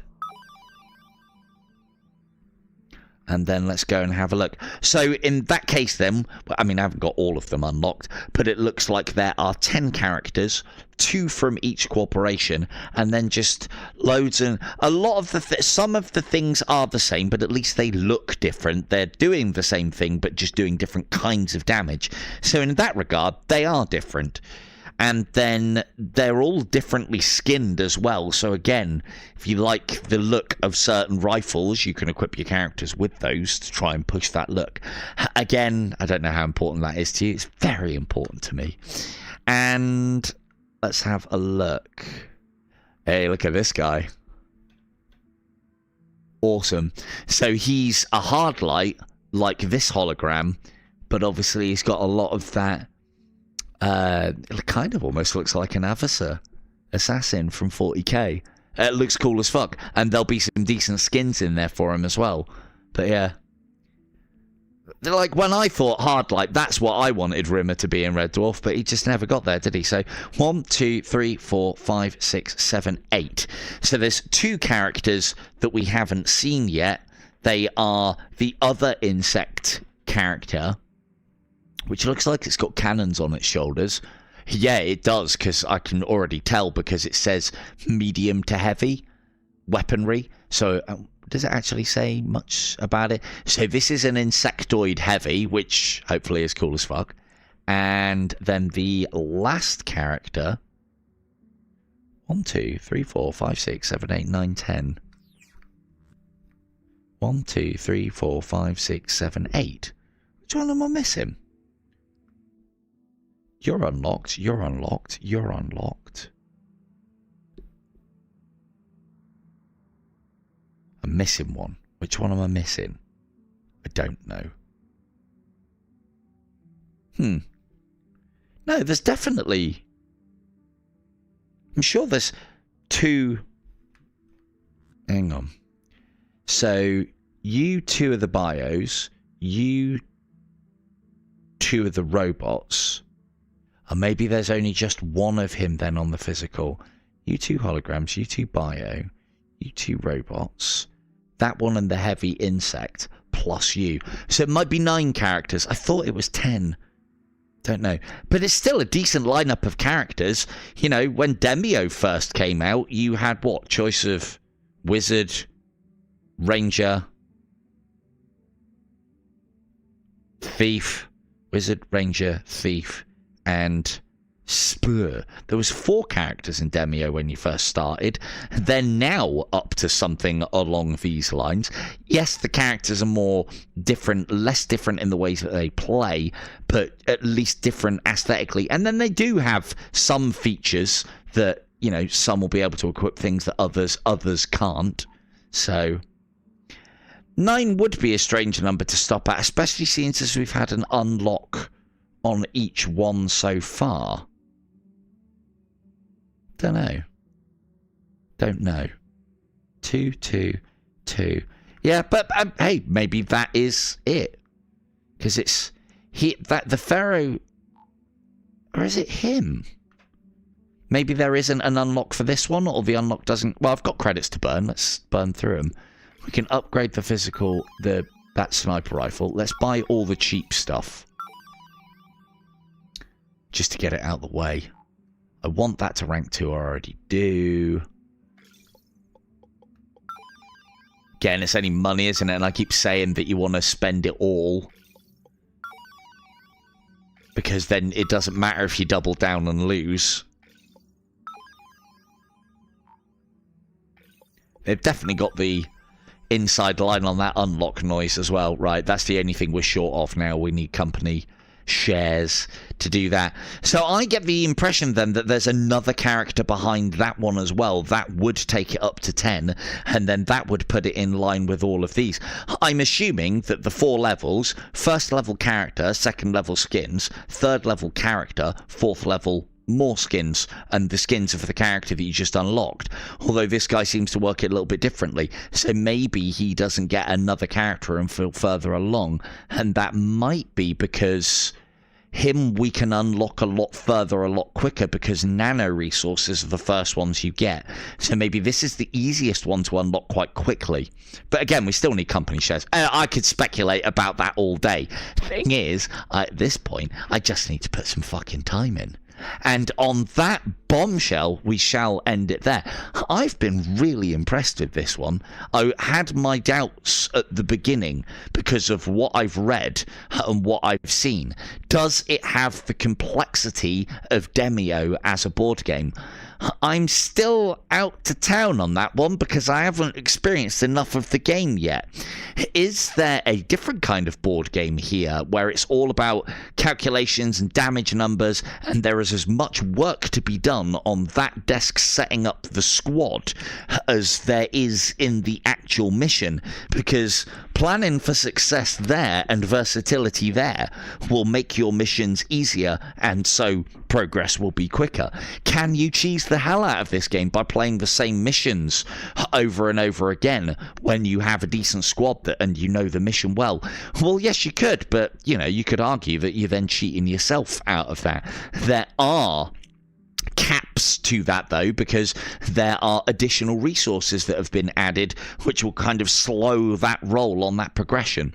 So you will have to play through the entire game to be able to get to these overpowered things, because I can already see a lot of combinations here that are going to be very strong, very powerful in the right team composition and the right hands.